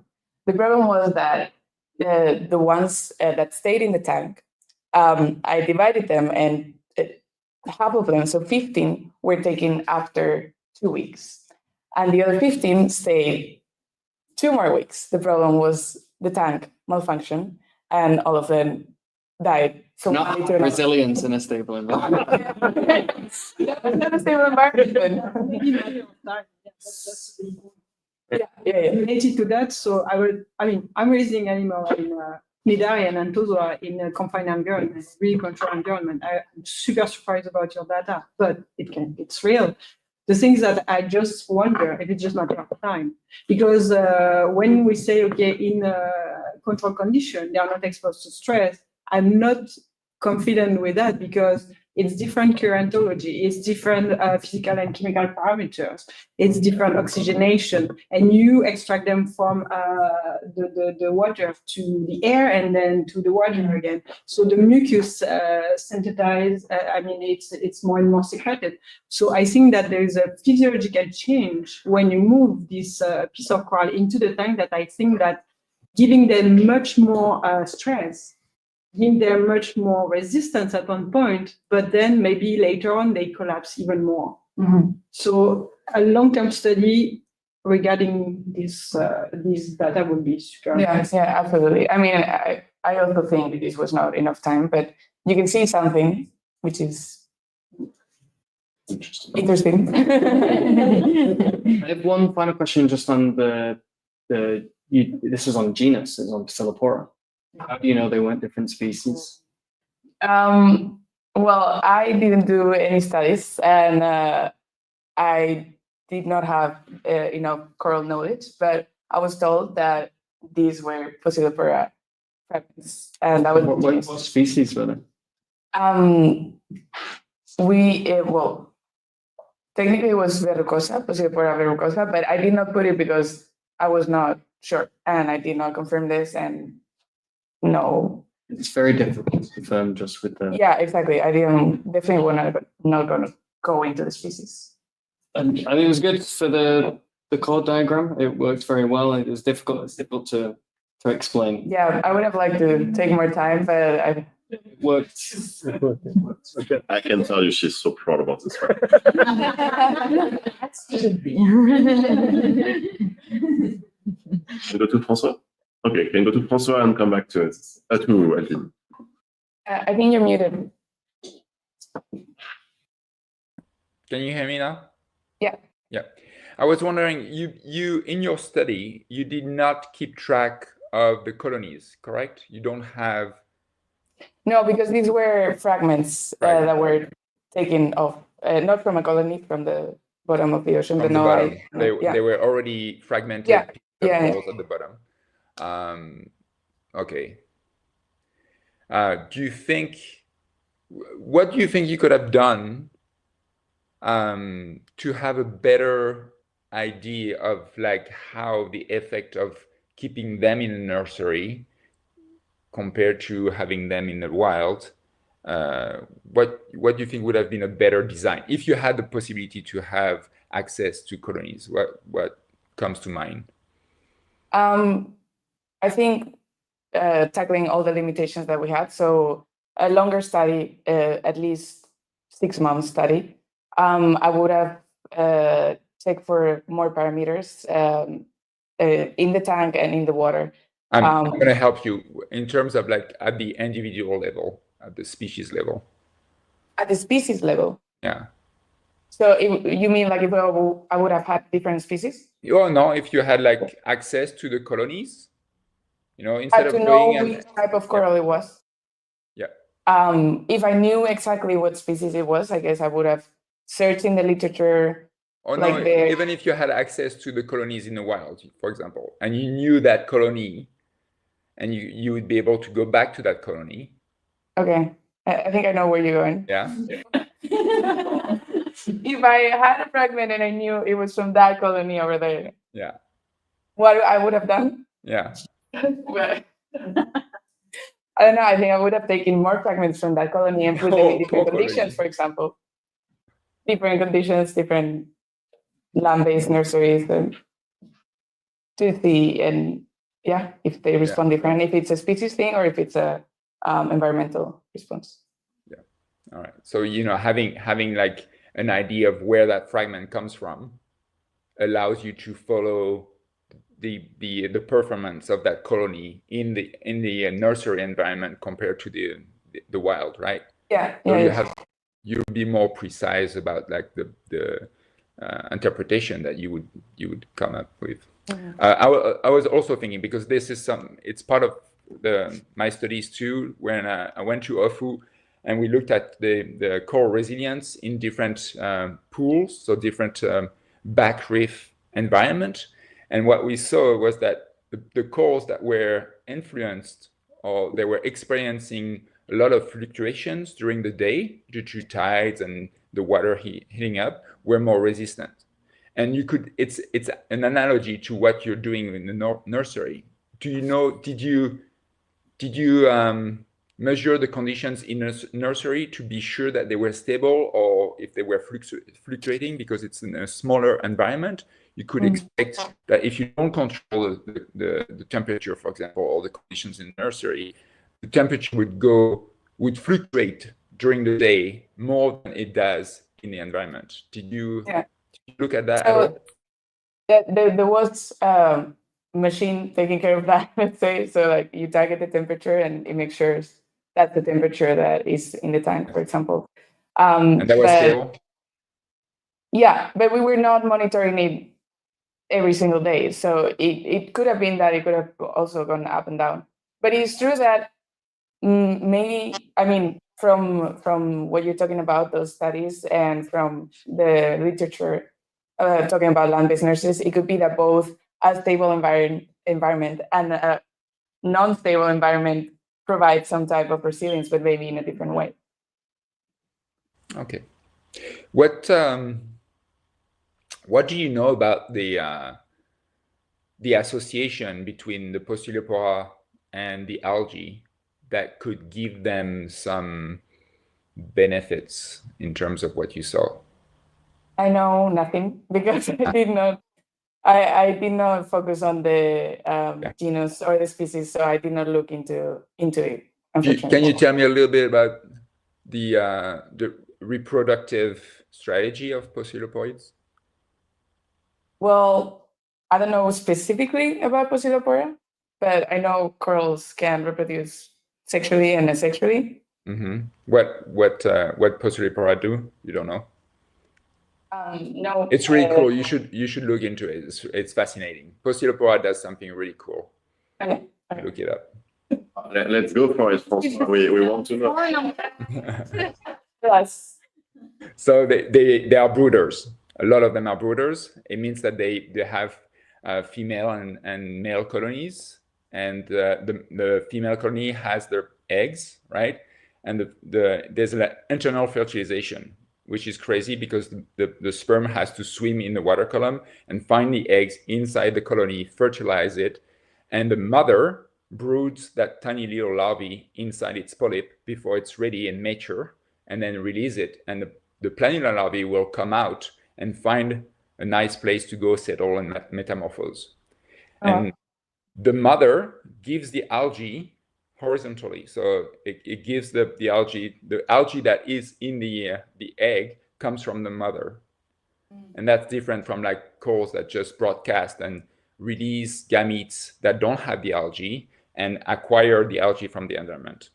So it's really cool that there's this connection between mother and daughter in the Possiloporia. And you can think of that.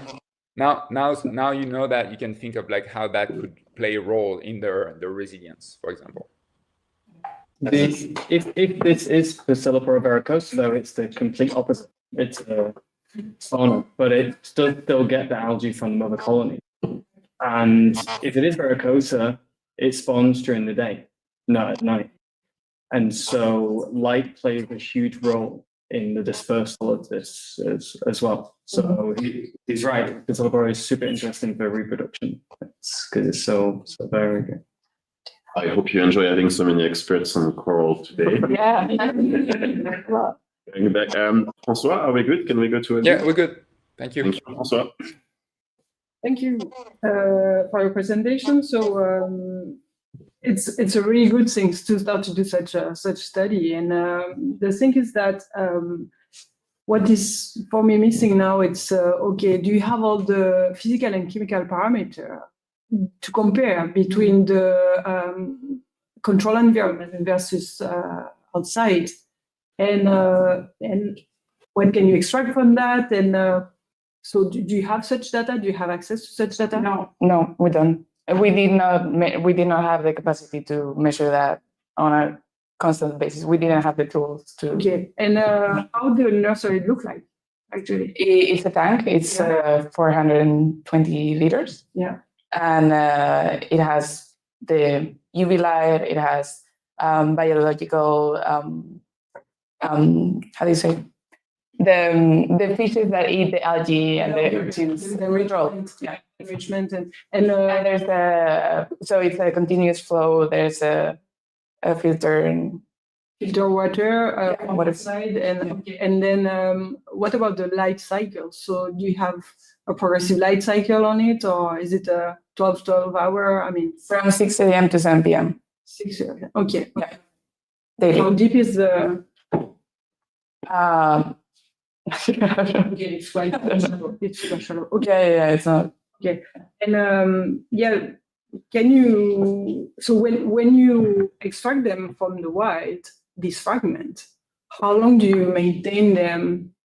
How long is the transport to the nursery site? So it's not that long because I mean, as you saw in the map. Well, I'm not going to look for it, but the restoration site is right in front of the nursery.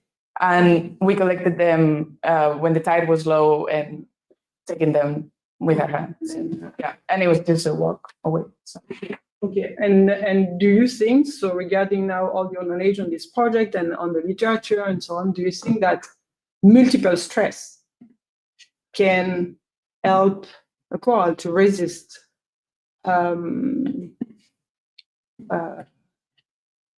maybe, I mean, yeah, can help coral to resist. So rather stress than stable conditions. Yeah.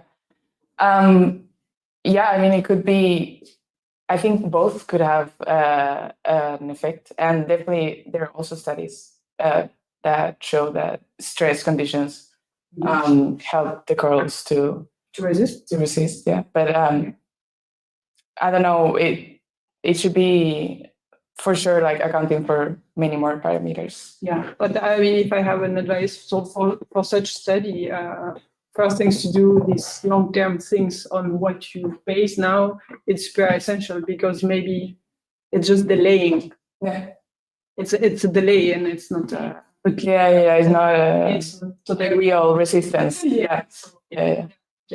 Before investing, yeah. So Yeah, for sure. thanks. Thank you. So we've got time for a couple of questions from you guys.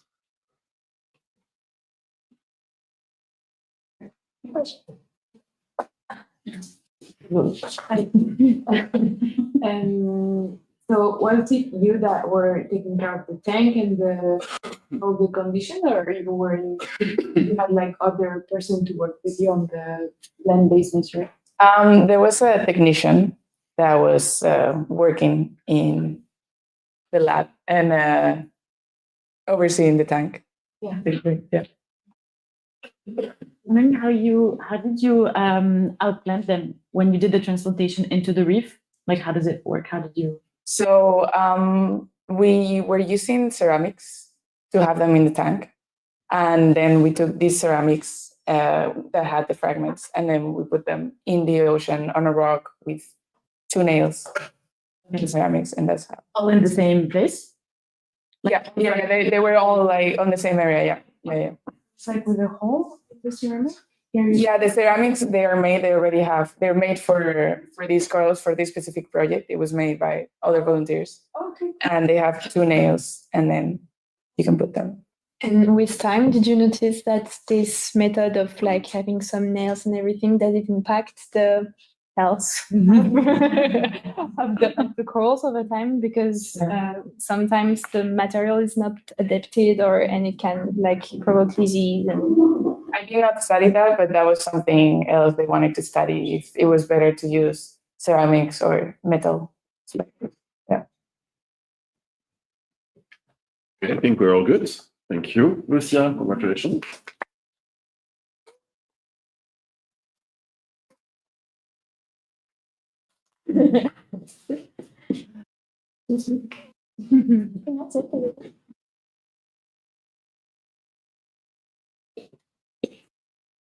Enjoy, Nikole. Thank you. Of course, I will enjoy. Go ahead. That it actually works. Okay, great. Okay, so hello everyone. Today I'm going to be comparing point intercept and photo-quadrat methods for coral reef monitoring focused on citizen science in Portugalera, Philippines. But before, I want to tell you a little bit about the motivation that got me here. And I'm going to start with the definition of ecotourism. This is the responsible travel to natural areas that conserves the environment, sustains the well-being of local people, and involves interpretation and education. However, it is a very lightly used concept and it has been reduced to travel to natural areas.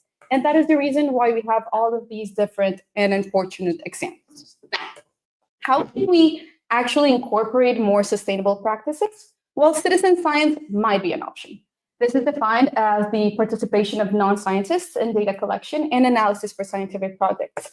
And it has already been described to be a game-changing tool in marine conservation efforts.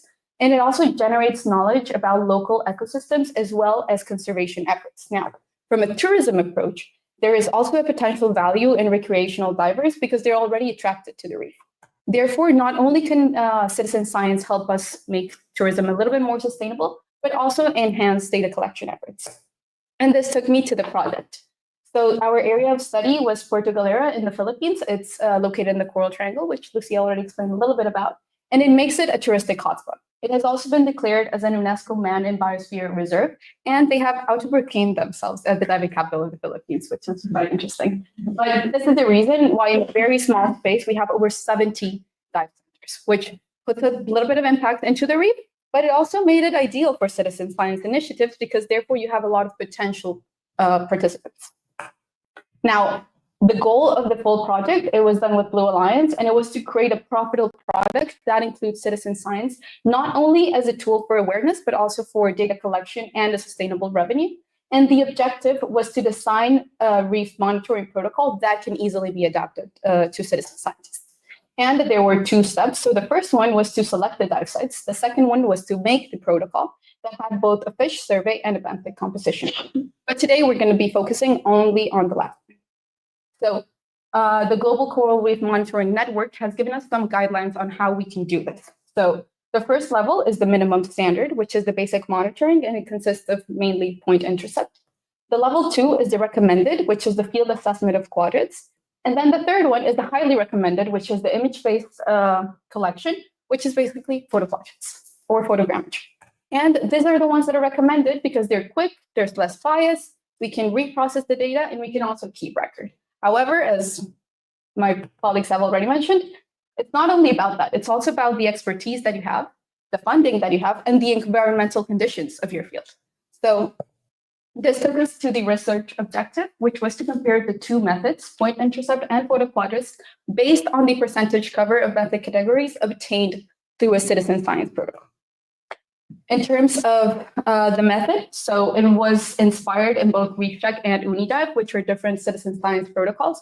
And we took the best part and the limitations of them and combined them, but also considered the local factors, such as the fact that we had commercial fishing concerns, the time of tourists is limited, it's only between maybe 2 or 3 days, and also the safety of them because they're recreational divers. So there's 3 parts. The first one was the display of the transects, which is 3 parallel transects. Each of them is 25 meters. And we have marks every 5 meters. You start with a buoy that is at the deeper transect, and you finish at the shallowest transect for safety. Then the second part is the fish survey, but we're not going to focus on that today. And the third part is the benthic analysis. So for this one, you have 2 divers. The one on the deeper side of the transect is doing the point intercept and is noting the category every 50 centimeters along the transect. While the one on the right is the one that is on the shallowest side of the reef and is taking the Photo-Quadrats. It's taking a 1 squared meter photo every meter. Okay, and then those photos were processed in Reef Cloud with 12 points per image. Now, for every transect, this gives us an N of 50 points for the point intercept and 300 for the Photo-Quadrat. And in terms of the categories that were noted, so we had healthy hard coral, which non-bleached hard coral for everyone, bleached hard coral, solid coral, non-living, and all of the other living categories were merged into one. So it didn't matter if it was a sponge or an algae, a nudibranch, maybe an octopus, it was all put into one category. For the data collection, so this was a pilot, time concerned, but we did 4 surveys. Each survey has 3 transects, so we have a total of 12 transects that we could analyze. Now let's go into the results and discussion, which are separated into 3. The first one is the dispersion found in each method. The second one was the difference in the percentage coverage, and the third one is the deviation according to month and category.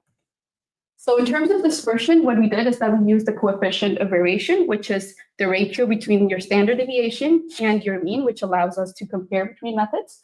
And here we have a bar plot for point intercept for Photo-Quadrat. Here we have the coefficient of variation, and we have a threshold of 50% just for visual guidance. Now, what we can clearly observe is that on average, point intercept had a higher dispersion for every category, regardless of where it was. Compared to Photo-Quadrat. So we have an average of 62% compared to 26%. But what does this actually mean? Well, it means that it has a lower statistical power compared to Photo-Quadrat. This was also reported by other authors. And at the end, the implication of this is that we have a higher possibility of committing type 2 errors, which is a false negative. Now, in terms of the cover of benthic categories, so what we did is that we did a chi-square to compare both methods for every transect. Now, from those 12 transects, only one of them had a significant difference in the percentage coverage between methods.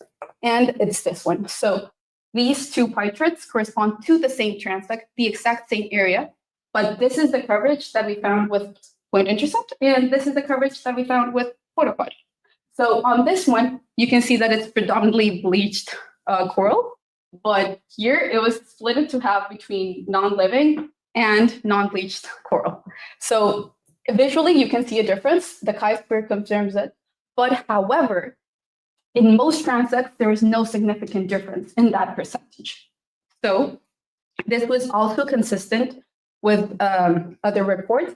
And the implications of this is that if one method has to be chosen over the other, maybe other factors can be taken into consideration, being more practical. For example, keeping the consistency of your data, the funding, the air consumption that your divers are having, or the access to the equipment. In particular, Puerto Galera has sometimes strong currents. So using a monopod is hard, okay? You can lose your camera. Or sometimes the diving skills of recreational divers are not the best. So all of these things are things that you need to consider if you want to implement them, keeping a focus on citizen science. Now, the deviation. When you do a chi-square, you can then find the adjusted recipients. And before we dive deep into it, the way that the test was structured is that if we had a positive adjusted residual, it means that the category was more represented in the point intercept in comparison to the photoquadrant. And if it was negative, it was the other way around. It was more represented in the photoquadrant when compared to the point intercept.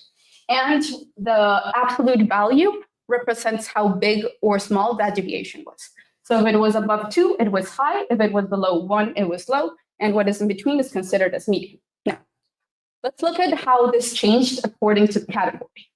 So this box plot shows us how those adjusted residuals are distributed. And we can see that for all of these 4 categories, it was below 1 in terms of absolute value. And no significant difference is noticed between the categories. However, what is very, very clear is that bleached hard coral had a very high dispersion compared to the other categories. Now, according to the month, because we did some surveys in July and some surveys in August, we can also see no clear difference in the adjusted residuals between months in terms of the mean. But again, we can see that in August, it was a little bit more dispersed and we have some outliers. Now, what this took us is, okay, what if we combine the effect of both month and category? Which brought us to this little bit more complex box plot. So the ones here are July, but then the second ones are August, and they're grouped by category. So from all of this, again, the same trend. If it's a positive adjusted residual, then it was healthy, non-bleached hard coral. Sorry. If it's positive, it was more represented in the PIT compared to the photoquadrant, and if it was negative, it was less represented in the PIT compared to photoquadrant. So within July, you can see in those 2 points. So healthy hard coral had a more positive deviation compared to the bleach. Okay. And then within August, we have the opposite trend, which is that the non-bleached coral has a more negative deviation compared to the bleached one. Now, what can this actually tell us? There are very opposite scenarios. So in July, either the bleached coral is being underestimated in the point intercept, or this bleached coral is being overestimated in the photoquadrant.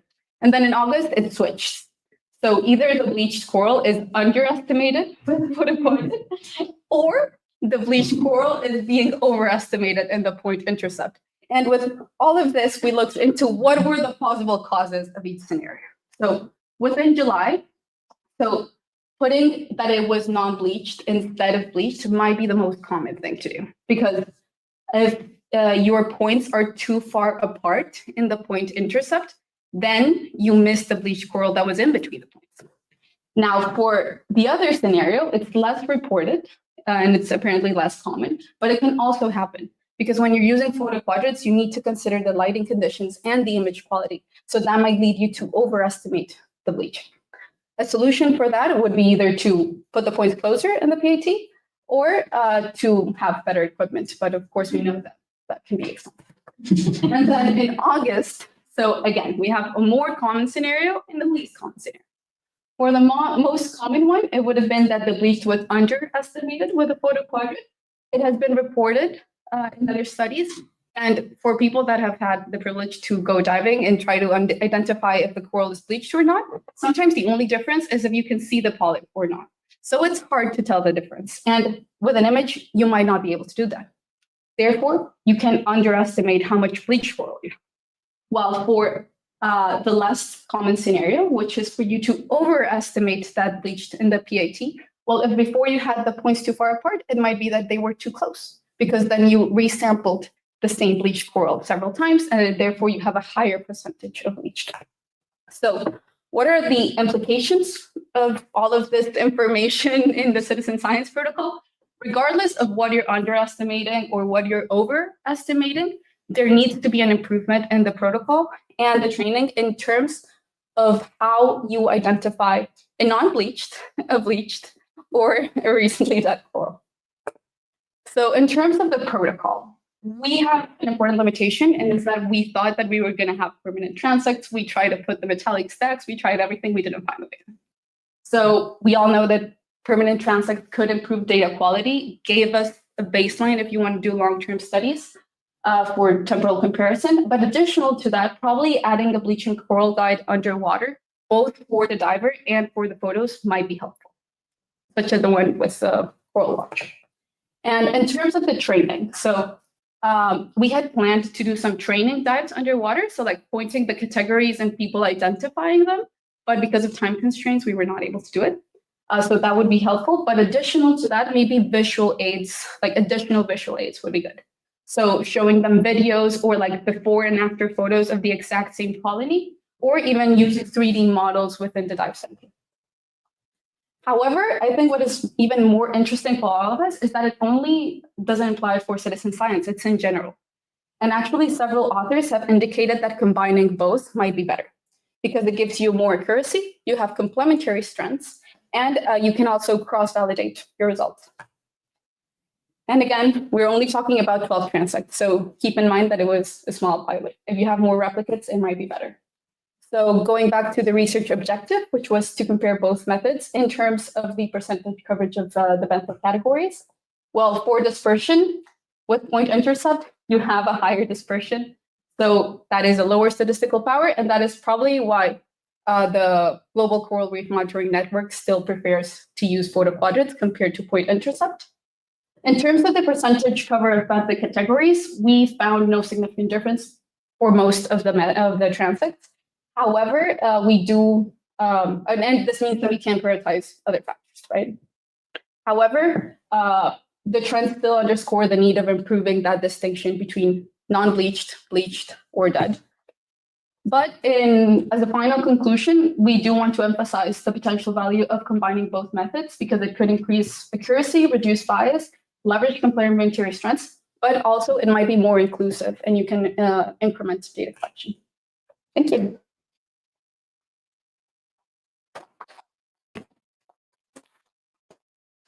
In a minute, Alvin is going to ask a question. But first, Mila. How do you think we could encourage people to take part in citizen science projects? Engagement is really hard in citizen science. And I personally, like with my experience, I think that communication is key. The way we describe citizen science is really important. So probably we have a scientific formation, right? So the way we communicate is very scientific and sometimes hard to explain for the general public. So probably adapting our language is key.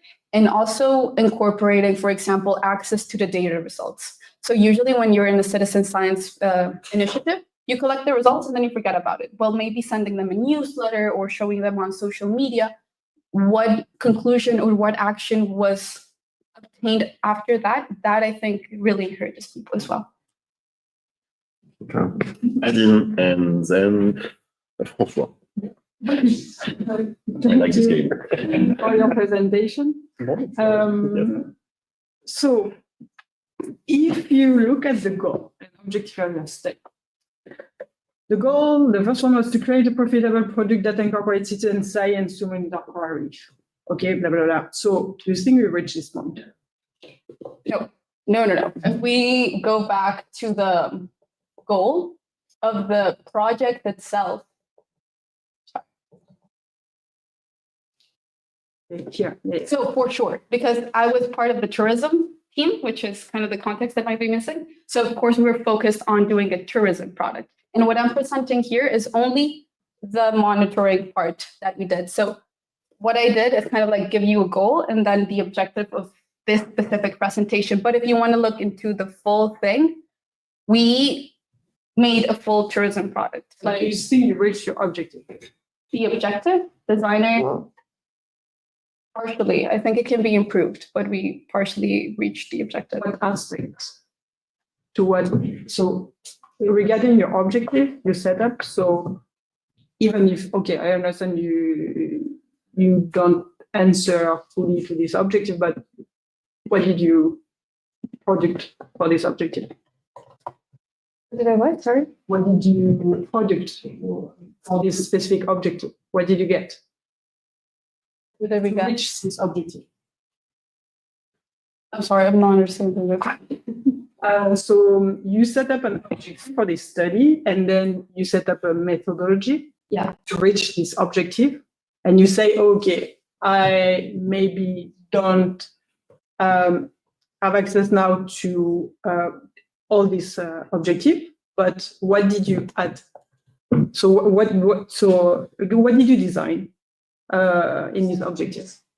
Okay, so if we want to look into the project objective instead of the research objective, this whole part was what we created. So for example, in Reef Check, we don't have Photo-Quadrats, and we took that as a limitation, and we included Photo-Quadrats because that gives you all of the benefits of having a Photo-Quadrat instead of doing Reef Check.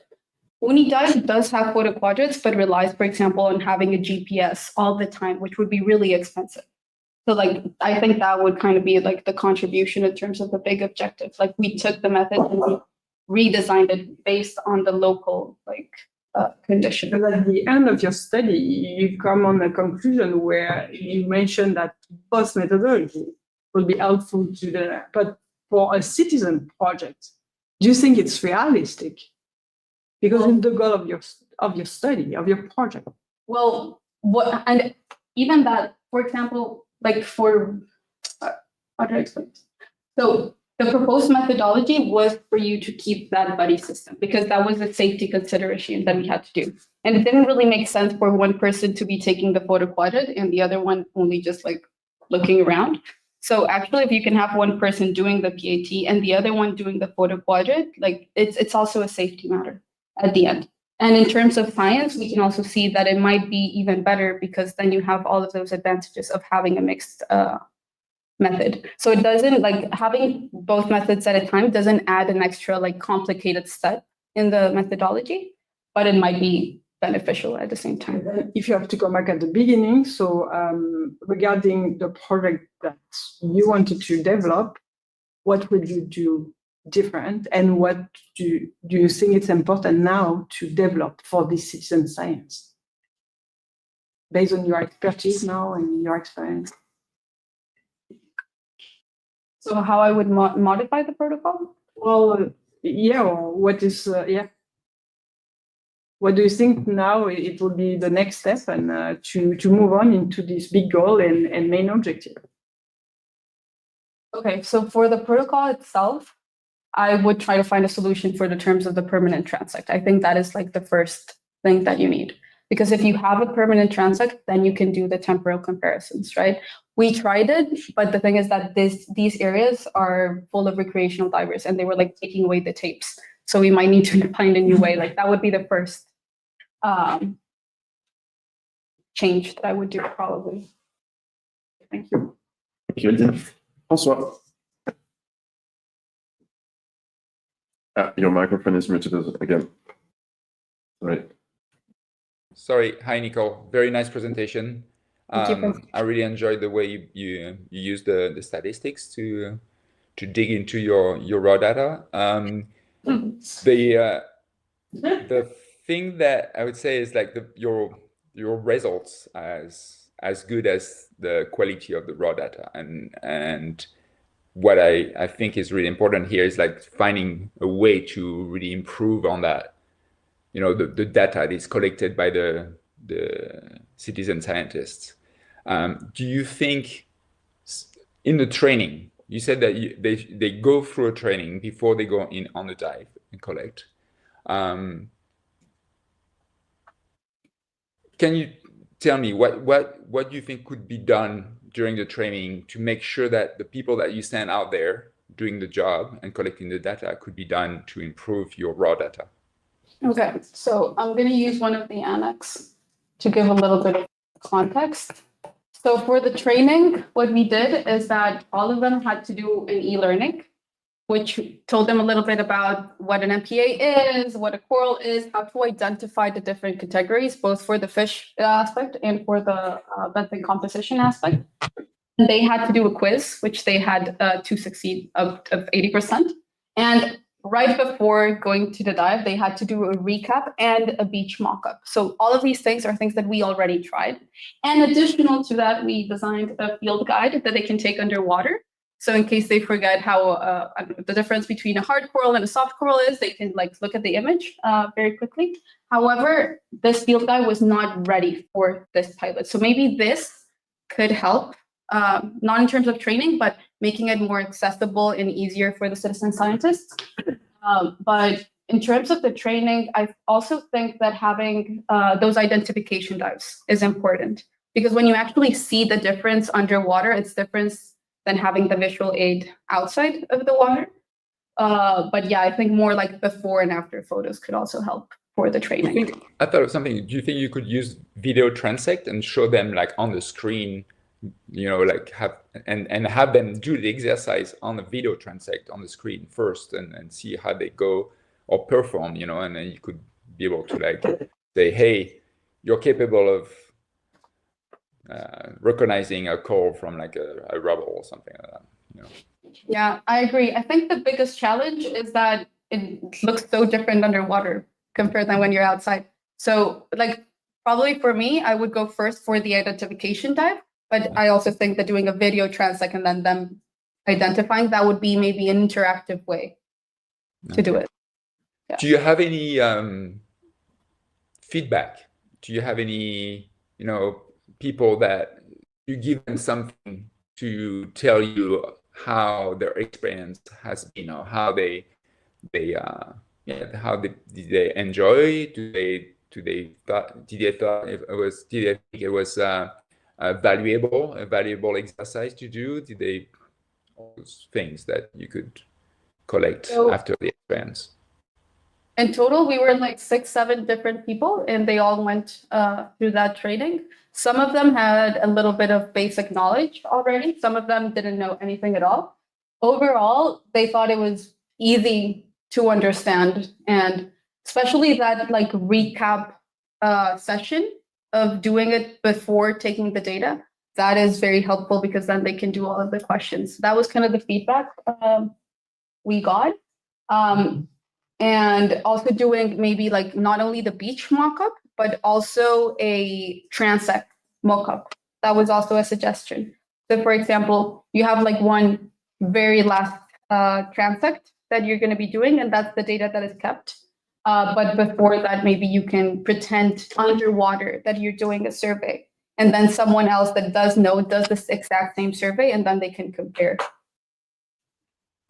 But overall, the feedback was good in terms of engagement and interest. Okay. You said it was hard to have high level of engagement in citizen scientists. Is that something that I caught? Yeah. Yeah. Have you thought of any incentive that would improve that?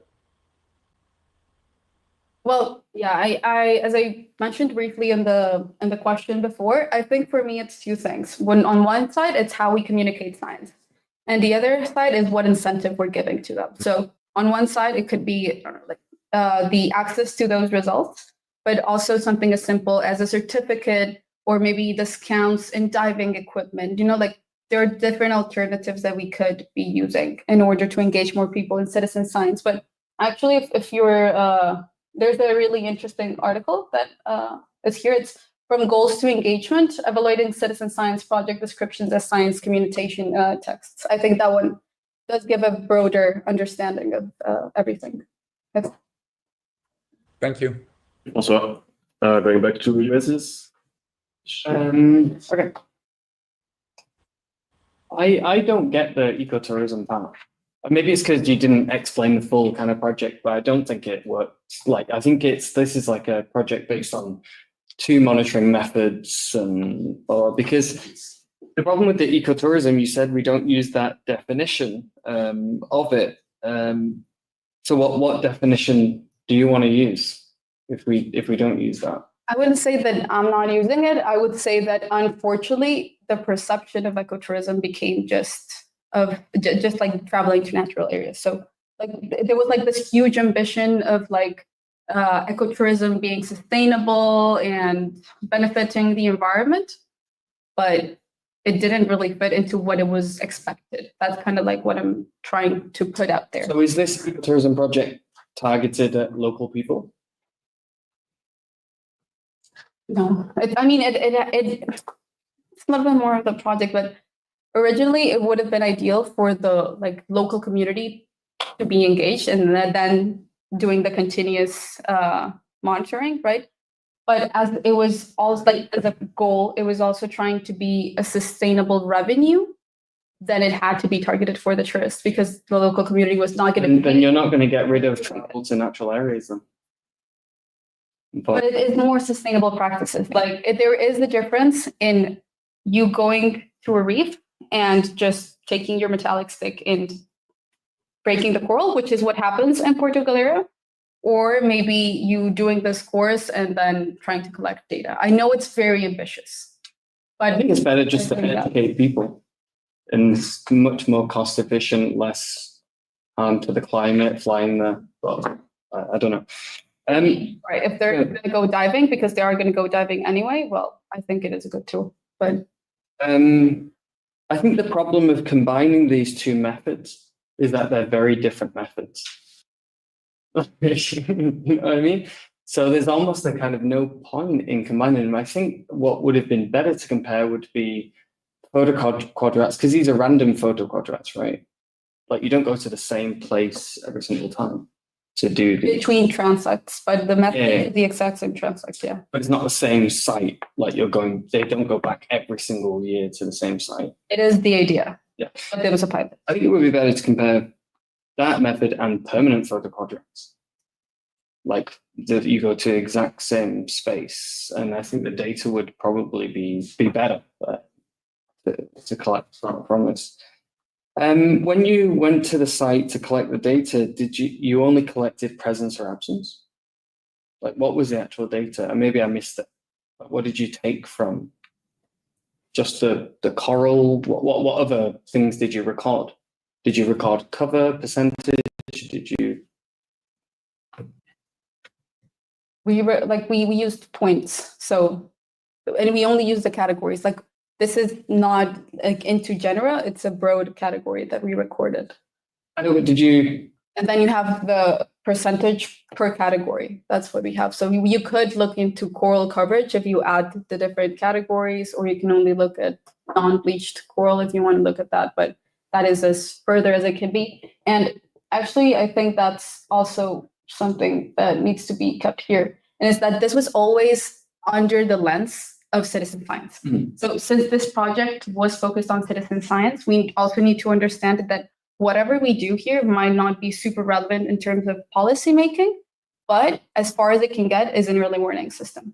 So that was the purpose of this, not maybe like really understanding all of the complexity of the reef, but maybe doing an early warning system, taking into account that everything is declining. Well, you might as well be able to raise your hand quickly so scientists can then come and provide more data. What do you mean by early warning system for the bleaching event? Yeah. For bleaching events, or for a decline in coral coverage, or for example, like in Puerto Galera specifically, there's a good example because since there are so many divers, as soon as they saw the crown of thorns, they were able to react. Mm-hmm. And then all of the community gathered and took them out.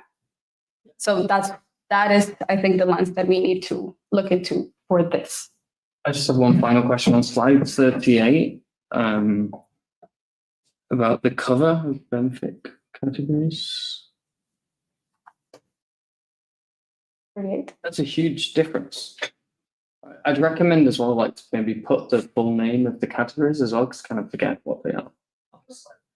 But that's a huge, can you just like, talk a bit more about that? Like, there's a pretty huge difference between the two, because this is the same site, same location. Why is it so different in terms of the hard coral, that hard coral bleached? It's crazily, 2% to 48, isn't it? Yeah. Well, here there are so many things that could have been confused with the other, but probably what could have happened is that I think there was a coral that was probably white, and there was a confusion between if it was dead or maybe bleached, and that is the difference that we are having kind of here. I think that was probably what could have happened. Or sometimes you could have also put it as non-bleached in the Photo-Quadrat, but bleached in BT. So again, this is a pilot, and probably the most like intuitive thing to think is that the Photo-Quadrat might be right. But it would be like, what would be amazing is to compare two experienced divers and two experienced scientists doing the exact same thing to compare the method. That's why all of this research objective was focused on citizen science. Like, what is the toolkit that you have for those two methods? Thank you. Okay, this is going back to Eric. Yeah, thanks very much for your presentation and also for the discussion. And I think the whole questions raise really the complexity of the project that you had and try to address different aspects. I want to come back to the first thing that you said, that the idea was to make a profitable product. And I don't understand why the profitable. Perhaps I'm a little bit annoyed that we have to have business models for everything, but I know. I know a few little bit back. But so because of the post-institution I was in, so it's Blue Alliance, and in the tourism department, they're really trying to find for ways of generating revenue. Like, that is a reality. We have a big funding gap. So they also wanted to target that problematic with this project.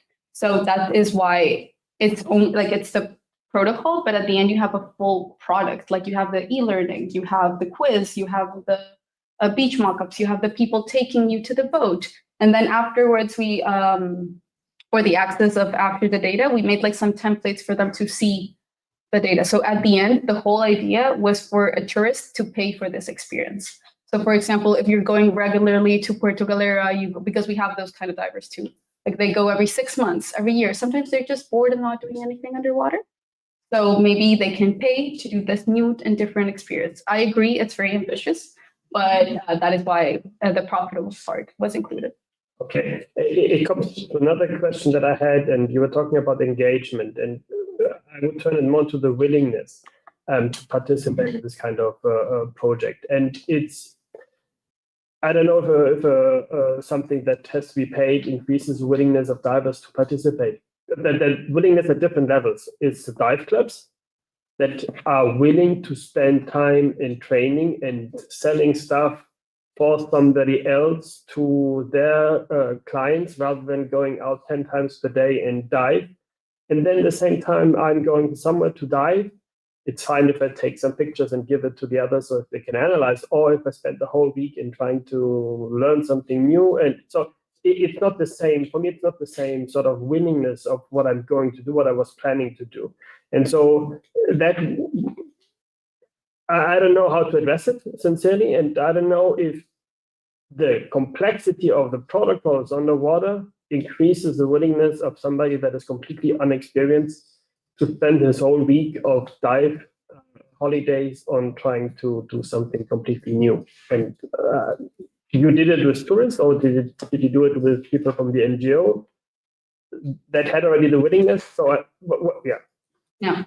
Well, I agree that willingness is quite complicated to manage. And actually, this protocol went through so many modifications. Originally, we wanted to do it within a week, and we wanted everything to be on site. But then taking into account that maybe people just, I don't know, can do the e-learning on the bus and like learn and then like save that time in the field. That's also why we included that, for example. So we did consider that the average tourist had time, like limited time, and therefore would not have the willingness to spend a week and probably only 2 or 3 days. But I agree it's complicated. For the data collection, we had both local people and people from the NGO collecting the data. So of course, for this in particular, there was like a basic willingness to participate. But I agree that probably a further step, if you want to see it in the scope of the project and not this comparison of methods, well, you have to do a full market analysis. You have to go and ask the different dive centers if they want to participate or not. Like having a local presence would be essential for the product itself to be a good thing. But what I also do think that in particular is interesting, and what I would personally do is I would try to shift this into the local community, because they have already been doing a basic reef check, I think, for over 10 years. So there is already a local community that has the willingness to do this kind of stuff. And if they actually want to maybe to shift to more statistically powerful methods, then it would be great. I think the local community might have a willingness. Not to pay for this payment. Okay, last question. Yes, I didn't understand how the photos were analyzed. You said Reef Cloud 12 points, but what does it mean? So in every photo, you put a grid of 4 times 3 points, and then you identify what category is under that point. Okay. It was a short answer. You can add a very last question. It's I don't know if it's a question or a comment, but I think that's the complexity. It's I see it for myself. I think I know a little bit about Nigerians, but when I'm underwater or even afterwards when I'm looking at corals, I have to look through the books and try to figure out which species or genus that is. And I think for tourists, it's the same or perhaps even worse. So I was just trying to think about combining probably different citizen science projects, meaning one is underwater and the other is the after photo analysis. That's what happened. Differently, not from the same people, but from somebody else. Because there are different citizen science projects where people analyze the photos, and then you have more time and you have more participants or something. I think I missed that in the context, but yeah, the photos were not analyzed by the citizen scientists, but from science. So like the citizen science part was only collecting photos. Okay. Yeah. Then I would say that it can also be done by citizens. So you could. Then exactly. Okay. We have to look into like the big categories and not going into Porites or Photo-Quadrats. It's great, but again, citizen science might not be the scope for that. Thanks. Okay, congratulations, Nikole. There is a clear resonance in what you say. So the quality of the data we collect and what we do with that, incentives as well with Gutierrez projects that we're going to talk about in a couple of days with the year 1 students. But we are facing the same issue also of training and quiz and booklets and maybe videos. So it gives me some ideas for next year. Thank you, Nikole. Thank you, all of you guys. I would like, before we go for a lunch break, to thank again the jury members of the session, Eric Rottinger, François Seneca, Aziz Moula, and Aldin Amiel. And I would like to thank officially the reviewers of your papers in this session. So I would like to acknowledge this big work they've done. So Eric, again, Aziz, François, but also Steve Como from Sorbonne University, researcher at the Laboratoire de Villefranche, and Florence Lacrosse, now science head at Coral Guardian. Merci beaucoup à tous. So we will start again this afternoon at 1:30 with the session number 2, Research and Management for the Mediterranean Sea. So the world cloud will change. And so we're going to have Luna, Alexandra, Johan, and Adrien. See you this afternoon at 1:30. Bye-bye.